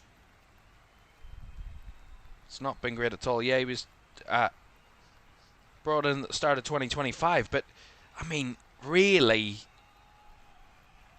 it's difficult. But winning a quarter of your games, albeit yes, you're a West Ham manager and you've lost 10 out of your first 20 games in charge, and a team that's been a little bit flappy over the last season or two, that haven't really been competing probably where they expect to be with their squad that they had last season, and they've been flip-flopping around the place, getting a result here and there, and then really throwing in the towel in other games and shipping a lot of goals in a lot of games. Here's Cucurella. Tried to cross in low and hard this time. Blocked by Kilman at the near post. That will be a Chelsea corner. Yeah, good move down the left-hand side. Spraying it wide, creating the space, Pedro Neto. And then Aaron Wan-Bissaka, I mean, he's in no man's land there. He's neither pressing the man or tracking the runner. And Cucurella breaks in behind and wins a corner. They just look all over the place, West Ham. I mean, you think playing a back 3/back 5, you'd have a bit of solidity and extra bodies and extra quality and stifling the attack, but it's been the exact opposite tonight. They've looked really open. Really open. And they have a corner here to Chelsea. Left-hand side again. They make that late manoeuvre. Whipped in again. And, palmed away! Headed in! Palmed away by Hermansen, but right into the path of Moises Caicedo. And there's the 4th goal for Chelsea. If he threw in a couple of clangers last week, Mads Hermansen, well, he might have just topped his own record there, because that was another one for the history books. And another one that he will not want to see again. Moises Caicedo poked it in off the underside of the crossbar. And that is really dreadful from West Ham United. I think this has got to a new low. This is their 7th goal they've conceded this season.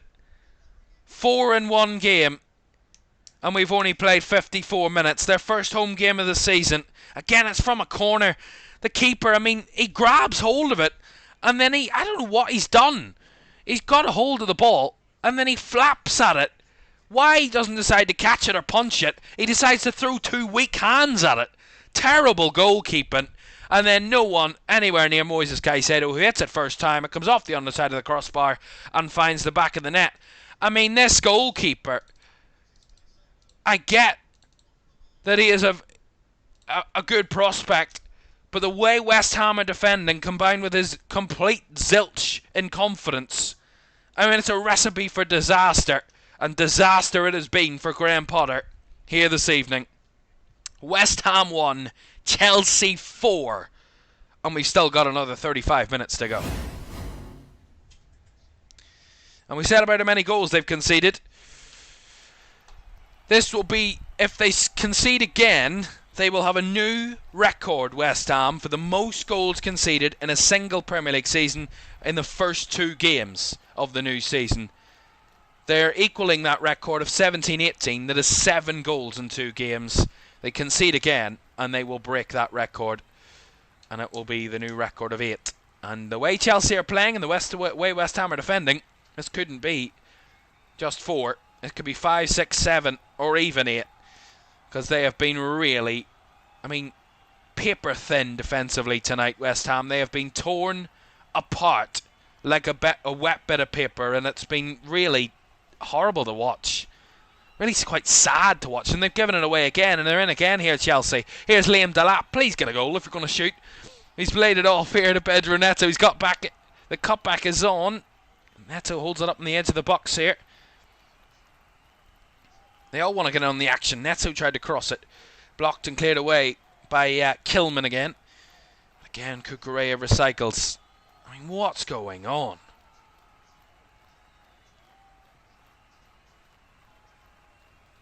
Justin Randy says it's harder to not win the league with Bayern. Yeah, fair enough. Also at Chelsea, Potter had no say in the signings. That's fair. Here's Estevao. Good touch there by Malik Diouf. Got him away. That will be another corner, I believe.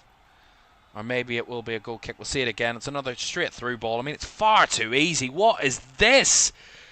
I mean, it's a straight ball by Tosin. Laid off to Pedro Neto. Or sorry, João Pedro. I knew I would get them mixed up. Then Liam Delap lays it off on the spin. Estevao breaks in behind. And then Malik Diouf does enough to get him off the ball. But, I mean, it's one ball forward and they're in, Chelsea. And this is a new low for West Ham United. A new low. Another corner here for Chelsea. This will be their 4th corner of the game. Daniel says 5-2 maybe, or repeat Man City, Man United, but Chelsea and West 6-2. Neto delivers into the box. Up and not away. Flicked on by João Pedro, and it's in again! It's 5! And it's Trevor Chalobah that's found the nets. I mean, what is going on? Are West Ham players on the take here? Have they been paid before the game because they're shipping goals for fun at the minute? This stadium will be empty in the next 30 seconds if it keeps going like this. I mean, they weren't leaving beforehand. They're leaving now, West Ham fans. 5-1. This is terrible. And it's Trevor Chalobah that gets involved. I mean, who isn't going to score for Chelsea tonight? That's their 5th goal and their 5th different scorer. Pedro Neto's delivery. Again, the keeper, where's he going? Terrible defending, terrible goalkeeping. I mean, I don't even know what they're doing anymore. There's no explanation for this.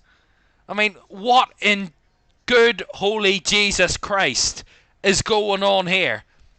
It's Wan-Bissaka that gets his head on it. It's flicked to the back post. It's then cleared in by João Pedro. And then no one in West Ham colours is anywhere near it. The keeper's standing there, has his hands out, just watching what's happening. And then Trevor Chalobah breaks onto the ball and finds the net, free as a bird in the box. I mean, what is going on? There's bad defending and then there's that.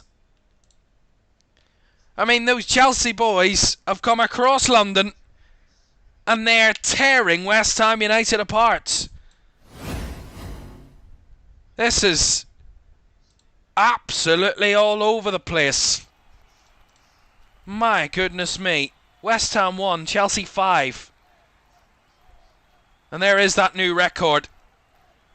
Most goals conceded in the first 2 games of a Premier League season in West Ham history. 8 goals they've conceded. And we still have another 30 minutes to go here at the London Stadium. Wow. Just wow. That's all you can say. I mean, Chelsea have been fabulous, but I don't think they've been out of this world fabulous. They've just played well enough that they're the better team, but West Ham are making easy work of it for them. Every ball forward, every attack, you think they're going to be in business, and here they come again. Pedro Neto down the left-hand side. He's got number 32, Potts for cover, breaks it into the box. Neto's delivery, again up and half cleared by Aguirre, and then Enzo Fernandez has a volley swipe at it, but it's skied over the bar. I mean, I don't know what's going on with West Ham United here. And Chelsea are going to make another change. You're going to see Andre Santos coming on. He came on last week for Chelsea. Looked a bright spark, the Brazilian, when he came onto the field last week. And Liam Delap is going to leave the field here. Well, he's probably the only player that hasn't scored for Chelsea tonight. Trust me to put him in my fantasy team, and he doesn't get a goal or an assist in a game where Chelsea have scored 5 goals in 60 minutes. Thank you very much for that, Liam Delap. Thank you very much indeed. I think the bench for you again next week. And Andre Santos is on in his place for Chelsea. I mean, what in God's green earth is happening with West Ham here tonight? I mean, we started the night by talking about how no Cole Palmer could be an issue for Chelsea, and how it could upset how Chelsea play, and it could make them more difficult for them against West Ham, away from home, a tough game, a tough atmosphere at times. And I mean all that's out the window. There's no question about that. Lucas Paqueta's down here at the moment, by the way. He's feeling something, his head seemed to be an issue, so he is down. Seems like a lifetime ago that Lucas Paqueta got the first goal of this game. In the 6th minute. Look into the eyes of Graham Potter. He will, after this game, have the worst home start as a West Ham manager. Only 9 points and 2 wins from his first 10 Premier League home games in charge of West Ham United. Another unwelcomed club record. I mean, it's just going from bad to worse. And I had a stat before the game. I wrote a stat down. Chelsea haven't failed to score in their opening 2 league matches of a campaign since 1995-96. Well, that record is continuing, because they scored 5, obviously.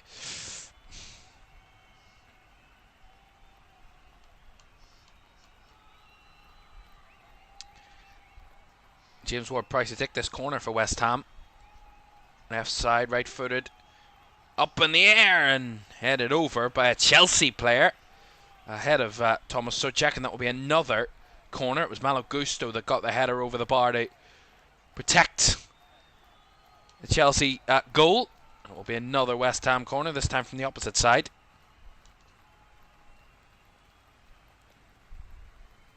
Maybe just trying to get forward to stop doing a bit of defending. The old saying does go, the best way to defend is to attack.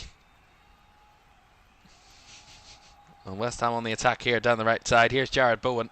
Bodies in the box. Jared Bowen breaking into the box. Chips it up in the air. The header is well off target from Callum Wilson. Free header. Good area. Couldn't get it on target.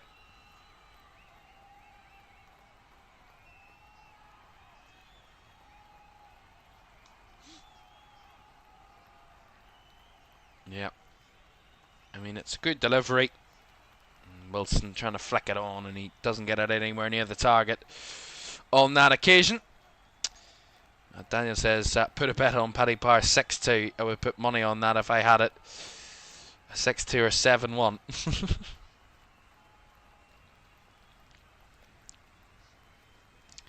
Well, you got to say, I was looking at the recent fixtures between these two, and Chelsea have been free scoring against West Ham in recent games. They've scored 13 goals in the last 10 goals in the last 3, against West Ham. Have Chelsea winning all of those 3 games, 5-0, 3-0 and 2-1 in their last 3 games against West Ham. Have Chelsea.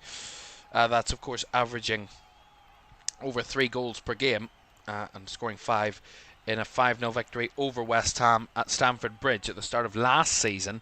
Cole Palmer, Conor Gallagher, Noni Madueke and Nicholas Jackson twice made it 5-0 to Chelsea. That was toward the end of the 23-24 season.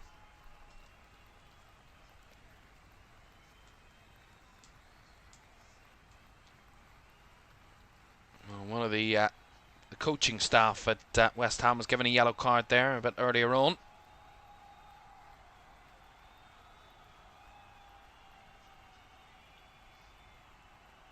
So check again, trying to help out through the lines. Given away as Paquetá does well to win it back. Lays it out wide toward Price. Had a little bit more of the ball in the last few minutes, West Ham. They've got in behind here. Jared Bowen across. And there's a poked effort on the rebound, but the offside flag is gone up anyway against Jared Bowen, who just leaned offside. He was offside, no doubt. And that's a free kick to Chelsea. It is finished in the Bundesliga. Bayern 6, Leipzig 0 in that one. PSG still 1-0 up against Angers in Liga as they're edging closer to the end of that game after 85 minutes gone in that one. Still PSG lead by a goal to 0. Bristol City 1 up against Derby still after Scott Twine's goal, and Real Betis also a goal to the good against Deportivo Alaves, but it's half time in that game in La Liga. Here's Malo Gusto, right hand side, whips a ball in early, it's low. It's away by Aguirre, and Potts sends it firing up the field. Wilson does well to take the ball down. Now on the turn is Paquetá. He lays it out wide to Bowen. Down this right hand side. West Ham players breaking forward. Here's Jared Bowen. Into the box. Tries to roll it through the lines and was well caught out there by Marc Cucurella, who tracked it all the way. And that's gone out for a throw on the far side. Irene says, if you can go through the game without celebrating, I will give you a prize. I haven't celebrated so far. I mean, I'm quite enjoying this game. I'm commentating on it, so I will talk about the goals and get a little bit excited because I love goals. There's a nice ball in the box, cleared away. And then the follow-up ball, good save by Robert Sanchez from Freddie Potts. The flag was up anyway in the build-up to that, but that was another good effort. It was a good save by the Chelsea goalkeeper. See it again. Yeah, Souček just steps offside again. The back line of Chelsea's been really strong tonight, but West Ham have strayed offside on a couple of occasions. That's a good save, nonetheless, from Robert Sanchez. Yeah, it's a good save. Doesn't matter anyway, but he didn't know it at the time.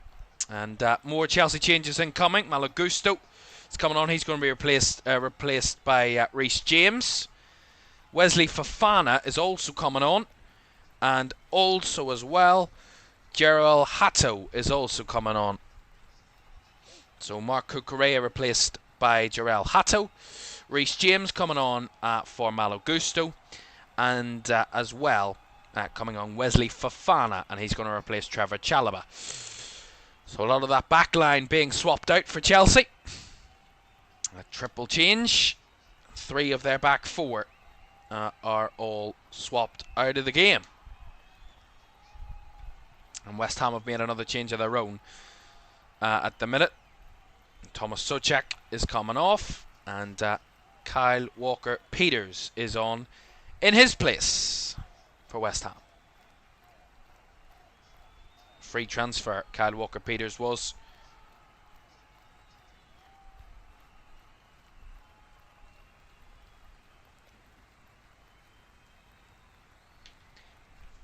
Dan, thank you very much for that. Didn't update it. There's been that many goals that I haven't updated it. I completely forgot to update it after the 5th goal. Thank you very much for spotting that. Yeah. The ticker on the bottom of the screen does still say 4-1. Here's a chance for Callum Wilson. Is he going to get a shot off? He's laid it off. Kyle Walker-Peters trying to walk it into the net. And it's cleared off the line by Caicedo. I mean, Callum Wilson had 2 chances to shoot there. He decided not to. Bit impatient, or a bit kind of indecisive, shall I say. And Kyle Walker-Peters got the ball, and he tried to have a go. And it was cleared off the line. Nice work down the right-hand side here. Good work, and again seen out wide by Caicedo. I think it's going to be a corner. You see it here again. Nice work from Lucas Paquetá. Bricks past Caicedo initially. And Callum Wilson has more than enough time to have a shot from a very experienced Premier League striker. Decides to be very hesitant. Doesn't take the shot. And then in the end, they try to walk it into the net. West Ham as the corner. Delivered in. Away at the near post. Kept alive. Again headed away. Brought back down by Walker-Peters.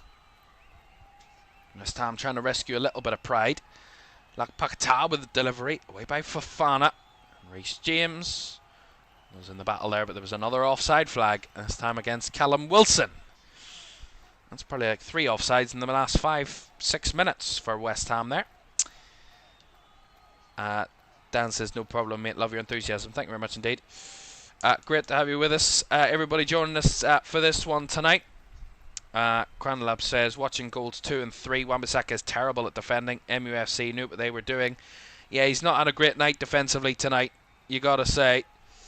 Aaron Wan-Bissaka defensively, he looked bright in the first half attacking wise for West Ham, but other than that, I mean, he's looked really poor. Although I gotta say, a lot of his teammates haven't helped him. I think one of the goals, the Enzo Fernandez goal, the 3rd goal, I would actually say it's West Ham collectively as a defence that don't do well enough, because no one tracks Enzo Fernandez, and it's not Aaron Wan-Bissaka's man to track. Therefore, he's not a primary fault, and he tries to go for the challenge. Here's a ball in behind. Here's Estevao! Oh, it's a deflection that takes the power off it, and Hermansen can make a save. Who would have believed it? Estevao, unlucky. What a ball this is, by the way. Great run by Chelsea again. Up the middle. Estevao onside. Perfectly, beautifully weighted ball. In behind, right through.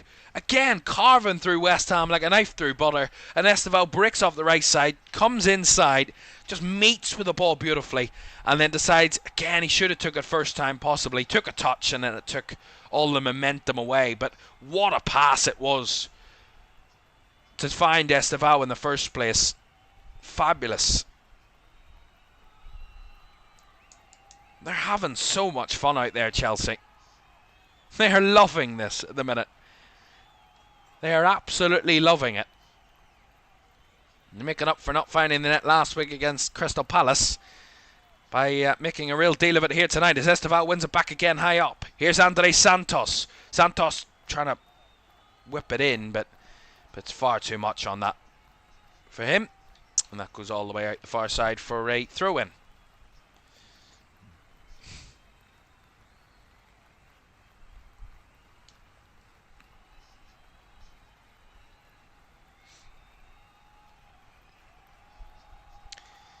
Well, I did predict the Chelsea win tonight, but not by quite this margin. I do my Premier League predictions before each game week, and I did them last week. I did well results-wise. It's the scorelines that always catch me out. And tonight, I think the scoreline has certainly caught me out again. This is what I predicted for the match week 2. I predicted Chelsea to win 2-1. Well, it didn't quite go like that, did it? Although I don't think any of us quite foresaw what would be quite a one-way thumping, really. Certainly didn't see it coming this way whenever West Ham went in front early in the game. Doesn't feel like a game that West Ham did go in front in, but they certainly did. Here's Callum Wilson out to the right hand side. Walker-Peters does well, finds Bowen a little more central. Has to work it back though. Ward-Prowse to deliver, but again too close to an on-running Robert Sanchez, who gathers comfortably. Daniel says, my daughter, who's nearly 3, is a massive Chelsea fan. How did she get to be a Chelsea fan? Are you not a Chelsea fan yourself? I'm sure she's absolutely loving it if she's up at this time of night. I told her whenever someone says Man United, she makes that sick noise. I mean, I can't say I disagree. Let's just go with that. Teach them early. That's all I'll say. Long kick there by Robert Sanchez. Could turn into a good attacking moment here. Eyes this fine Pedro Neto, it has. And then Wan-Bissaka is trying to bundle over his man. He actually gets back up to his feet, Neto, and still has the possession of the ball. I mean, this has been a walk in the park for Chelsea. No more so in this second half. Here's Estevao. Fofana. We're going to make Chelsea are going to make another change in a moment here. Less than 15 minutes to go in the game. Chelsea 5-1 to the good. That's a lovely little through ball there by Caicedo. Here's Pedro Neto. Waiting for the option. He tried to cut it back to João Pedro. And cut out well by Ward-Prowse. But they still want it back again, Chelsea. I mean, it just feels like they can get to the West Ham box at ease. And any time they choose to, Chelsea. There's just no stopping them. And it's a reflection on West Ham rather than Chelsea, because they haven't really had to do overly much, Chelsea, on the night. They've been clinical, they've created good chances, but they haven't blown West Ham away in terms of the whole outfit of the game. It's just been a walk in the park for them. It's been so simple to play against this West Ham team. I mean, the Chelsea youth side could have come out and probably beaten West Ham tonight, and that's no disrespect to West Ham. It's just being honest. From what I saw, as Wesley Fofana fouled in his own box there by Callum Wilson. And that's a free kick to Chelsea. Jamie Gittins, who started the game last week for Chelsea against Palace, he's on late in this one, and that is Chelsea's 5th and final change. And Estevao has made way for him tonight.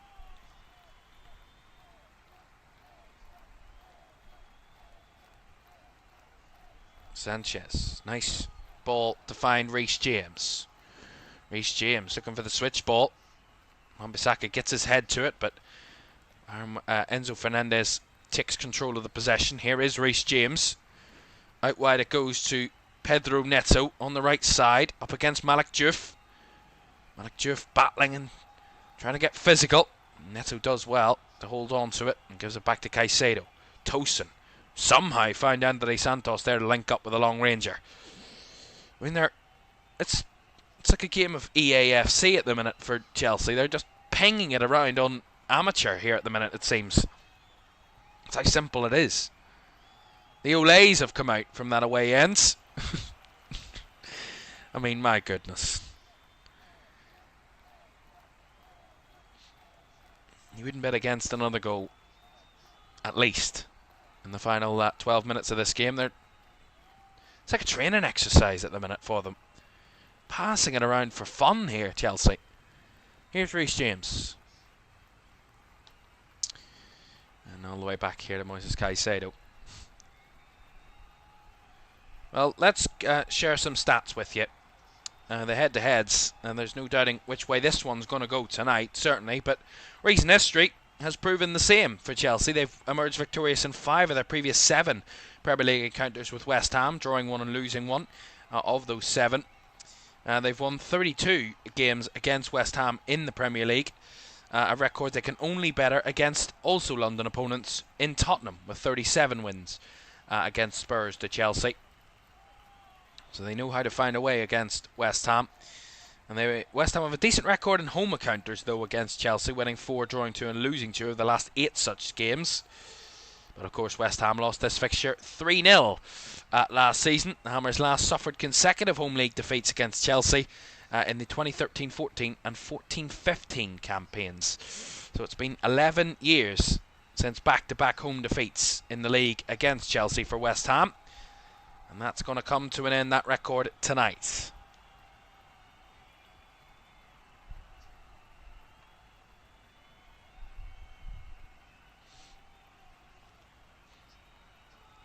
So trying the reverse pass over the top there, but mopped up by Kilman.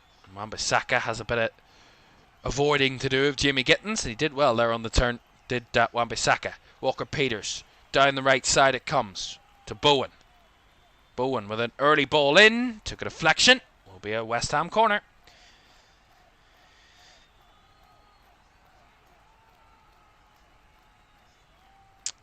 Duck D says the fact Chelsea are winning 5-1 without Palmer just shows how fried they are without Kudus. Yeah, losing Mohamed Kudus. We said we'd actually, thank you for reminding me, I did say at half-time we would mention about the players that left West Ham this season. We'll get to that in a second, as they have a corner here to the Hammers. But yeah, without Palmer tonight, Chelsea have looked without an issue.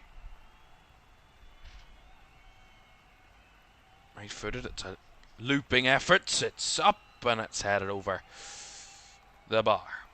So they, of course, lost Mohamed Kudus, which was the big money loss, £43 million plus add-ons to Tottenham. Was the loss for them. Lukasz Fabianski, very experienced goalkeeper. Vladimir Sofal, very experienced defender. Danny Ings, strong centre forward. Aaron Cresswell, another player was at the club for a long time. Kurt Zouma, Mikel Antonio. I mean, these are all players that West Ham there was a lot of experience in the West Ham team with those players, and you know, losing that cannot be understated. But of course, who have they brought in to replace them? I mean, they brought in Hermansen in goal. I think Areola's still better than him, in my opinion, and Areola's warming up the bench out there. Callum Wilson, decent free agent signing, but is he going to solve all your problems? No. Kyle Walker-Peters, decent player, but is he good enough at the top level? Not too sure about that. He's in between. Malik Diouf is a good player coming in. Jean-Claire Todibo's decent as well. You know, there's some good options there for West Ham, but they definitely need more. I think defensively they've looked really, really weak tonight, and I think they have some decent players in that defensive line. Max Kilman, who did really well for Wolves over the last number of years. Todibo, who looks a good player, but I mean, they've looked really open tonight, West Ham, and Chelsea haven't even had to break a sweat in a lot of this game tonight. You got to be honest, and that's probably the most embarrassing factor, is the fact that Chelsea are winning 5-1. They haven't really had to work for a lot of it. It's just been, I mean, 3, if not 4 of those goals they've conceded tonight, West Ham, have been easily avoidable. I mean, the 5th goal, terrible defending from a corner. The equalizer for Chelsea in the first half, avoidable from a corner. The second one, I mean, playing out from the back in your own defensive third when you really shouldn't be, when you're under a lot of pressure. Just get rid of the ball and win it back higher up the field. That's 3 goals I've named they could have done better on. Then the third one, no one tracking the runner, and Enzo Fernandez breaking into the box. That's a 4th goal they could have conceded, defended better.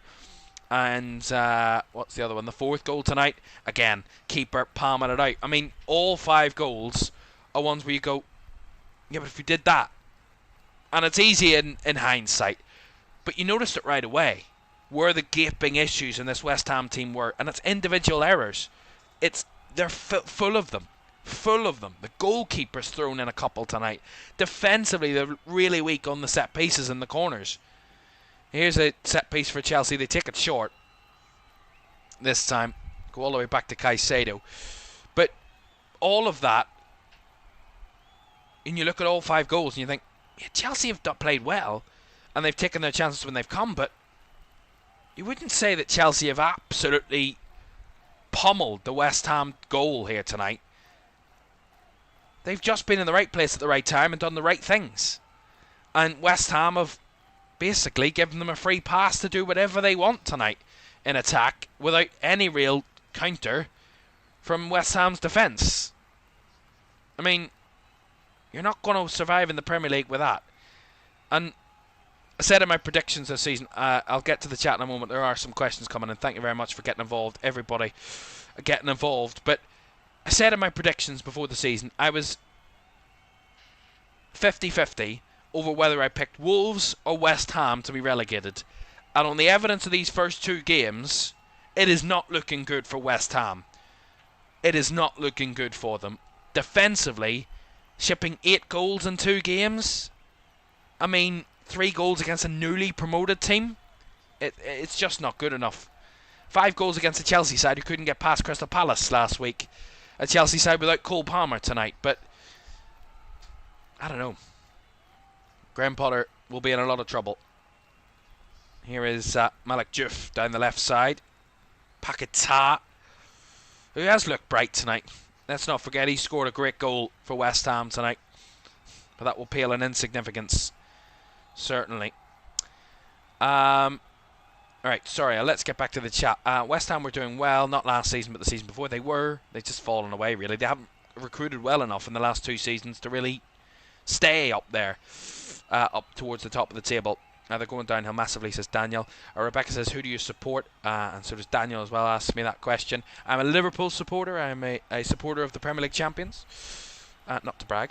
Corner to West Ham here on the right-hand side. Yeah, I'm a Liverpool supporter. Have been since the day and hour I was born in June 2004. Certainly, indeed.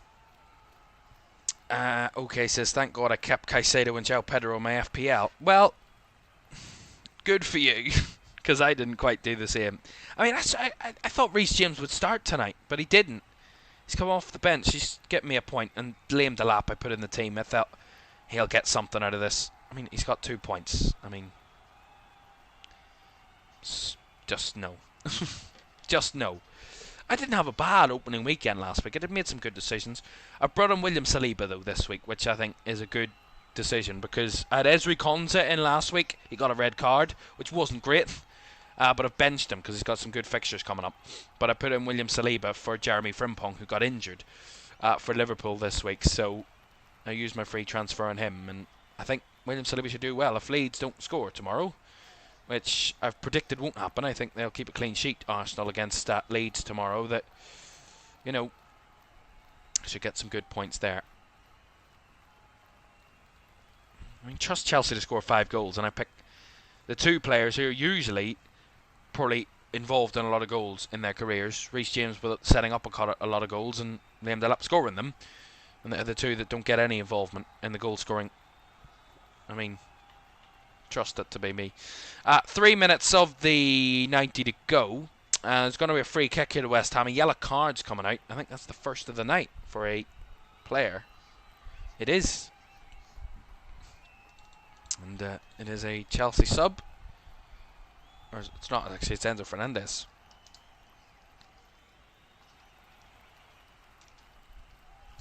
I believe that's been booked.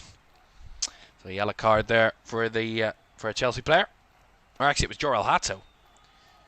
Yeah, the camera went to Jorel Hato, and then it changed to Enzo Fernandez, who committed the foul. So maybe Jorel Hato, whatever happened there, but he's got himself a yellow.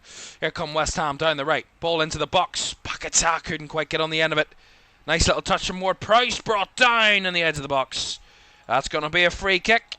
And given away by Wesley Fofana. There's a confirmation of Jorel Hato's yellow card. Yeah, a little late leg there from Wesley Fofana as James Ward-Prowse skipped past him. And it's definitely a free kick to Chelsea.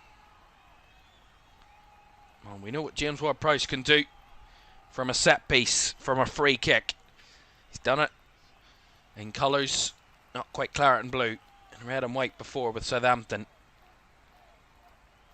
He's still got a record in his sights. I think the most goals from free kicks is still in his sights. He's not quite got that record, but he's not too far away. I haven't quite looked up the stat in recent times, but he's...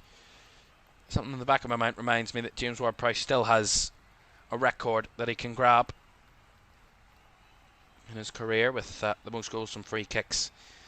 He is over it alongside Malik Diouf, I believe, but I think he'll take it surely from this range, about 22 yards out, 21 yards, slightly to the right of goal. Here is James Ward-Prowse, takes the strike and hits Moises Caicedo in the Chelsea wall. That will be a corner.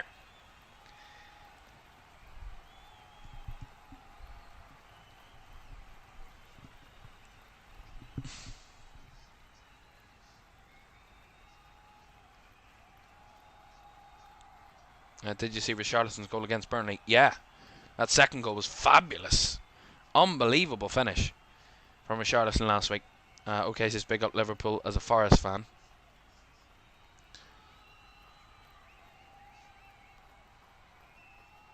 Daniel says that's a shame.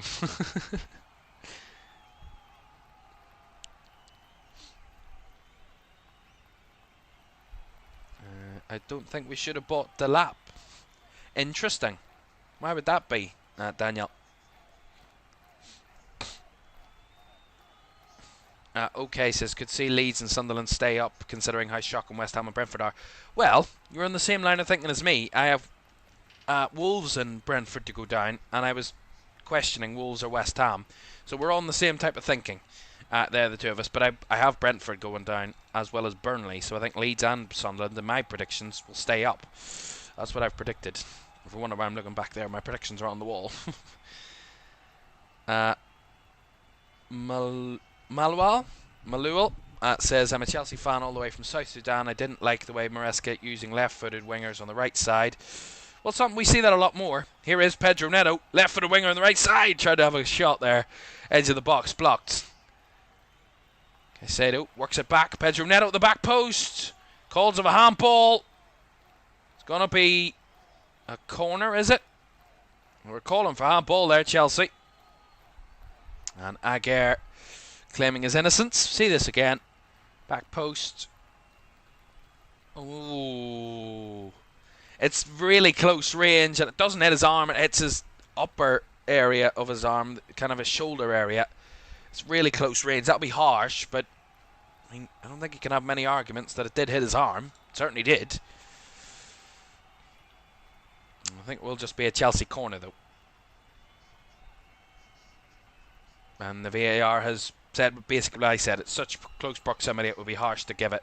So they have stuck with the on-field decision of no penalty. Corner to Chelsea. 90 seconds of the 90 minutes to go. Of the 3 added, certainly. I just reckon he's another number 9 flop. Let's give him some time. Near post, cleared away. Kept alive there by Pedro Neto down the right side. Chelsea maybe wanting to add a 6th before the final whistle here. Enzo Fernandez looping it in. And Mads Hermansen comes and claims.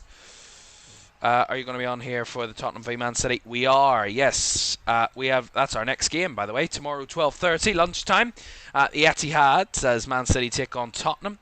And our second of 6 live watch-alongs we've got for you this weekend, and we'll tell you a bit more about them before we leave. Daniel says, say thank you for doing this. Don't know what I would do without you tonight, especially when your 3-year-old breaks your TV. Seriously, oh my God. The joy of young children. My name is Caoimhan Ferris is my full name. Yeah, it's Irish name. Here's Pedro Neto down the right side. Every time I'm talking, Chelsea are in again. Yeah, thanks, Rebecca, as well, for getting involved. And thanks to everybody who's got involved with us tonight. If you can, there's that little graphic again. Like, subscribe, and turn on post notifications. I can't stress it enough how important it is, and it would be greatly appreciated if you could help us to push to 29,000 subscribers and then push closer to 30,000 as a result. There's the final whistle, and it's once again, as the half-time whistle was met, the full-time whistle is met with boos from those who do remain inside the London Stadium, significantly less than at half-time. And what a really torrid start to the season for West Ham United. A new club record. The most goals they've conceded in their first 2 games of a league season in the club's history, in the Premier League history, with 8 goals, 5 of which came tonight. And as I said, all 5 were very avoidable. But on the night, it's a great night to get off the mark for Chelsea and off to winning ways and are unbeaten after their first 2 games. The draw with Palace last week, followed up by another result in a London derby. This time, much better result for them, a 5-1 victory. They went behind early on the game. Certainly, with a great goal from Lucas Paquetá. But it was all to be Chelsea from there on in, and they ended up 5-1 victors. It's only 2 games into the season, but I'm sure the hotness and the question marks will already be surrounding Graham Potter and his future at this football club. They are really trundling their way off to the start of the season. It's not been a good start for the Hammers. 3-0 defeat to Sunderland last week, followed up by a 5-1 thumping in their home opener of the new season against local rivals Chelsea. It is not the start to the season they would have wanted. For Chelsea, as I said, they're off the mark and they're off and running. Final score tonight, West Ham United 1, Chelsea 5. Quickly before we leave you, Maula says, I prefer Jackson up front. His contribution is massive. For sure we will regret if he leaves. Well, it looks like Maresca doesn't want him in the side. He said in his press conference before the game this weekend that he's not in his plans. That's why he's not involved. Rebecca says, sorry to ask, do you know Penny Bont?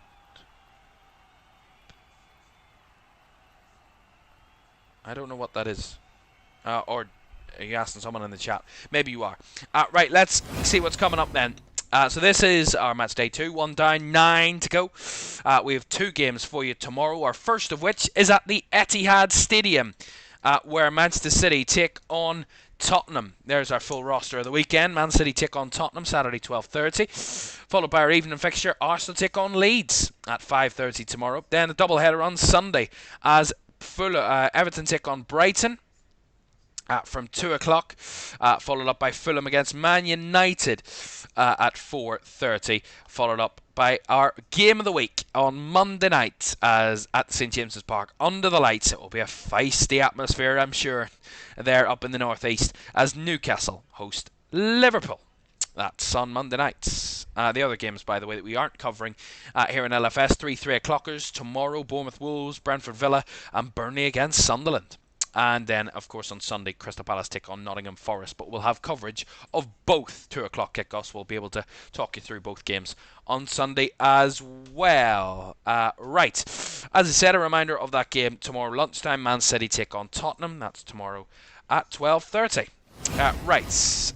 Quick look at the chat again. Everybody, before we go this evening, Rebecca says, do you know Penny Bont? What is Penny Bont? You say it's a football team. I can't say I do. I do not. I certainly do not. Unfortunately. But thank you all very much for joining us this evening. We will be back tomorrow lunchtime for another one of these Premier League live watch-alongs. Thank you very much for joining us tonight. We're off the mark for match week 2. And Chelsea have their first win of the season. But it is doom and gloom. And those bubbles are not helping West Ham at the moment. They were thrashed tonight. And they were thrashed last week. Graham Potter in the hot seat. And only 2 weeks down of the season. Good night.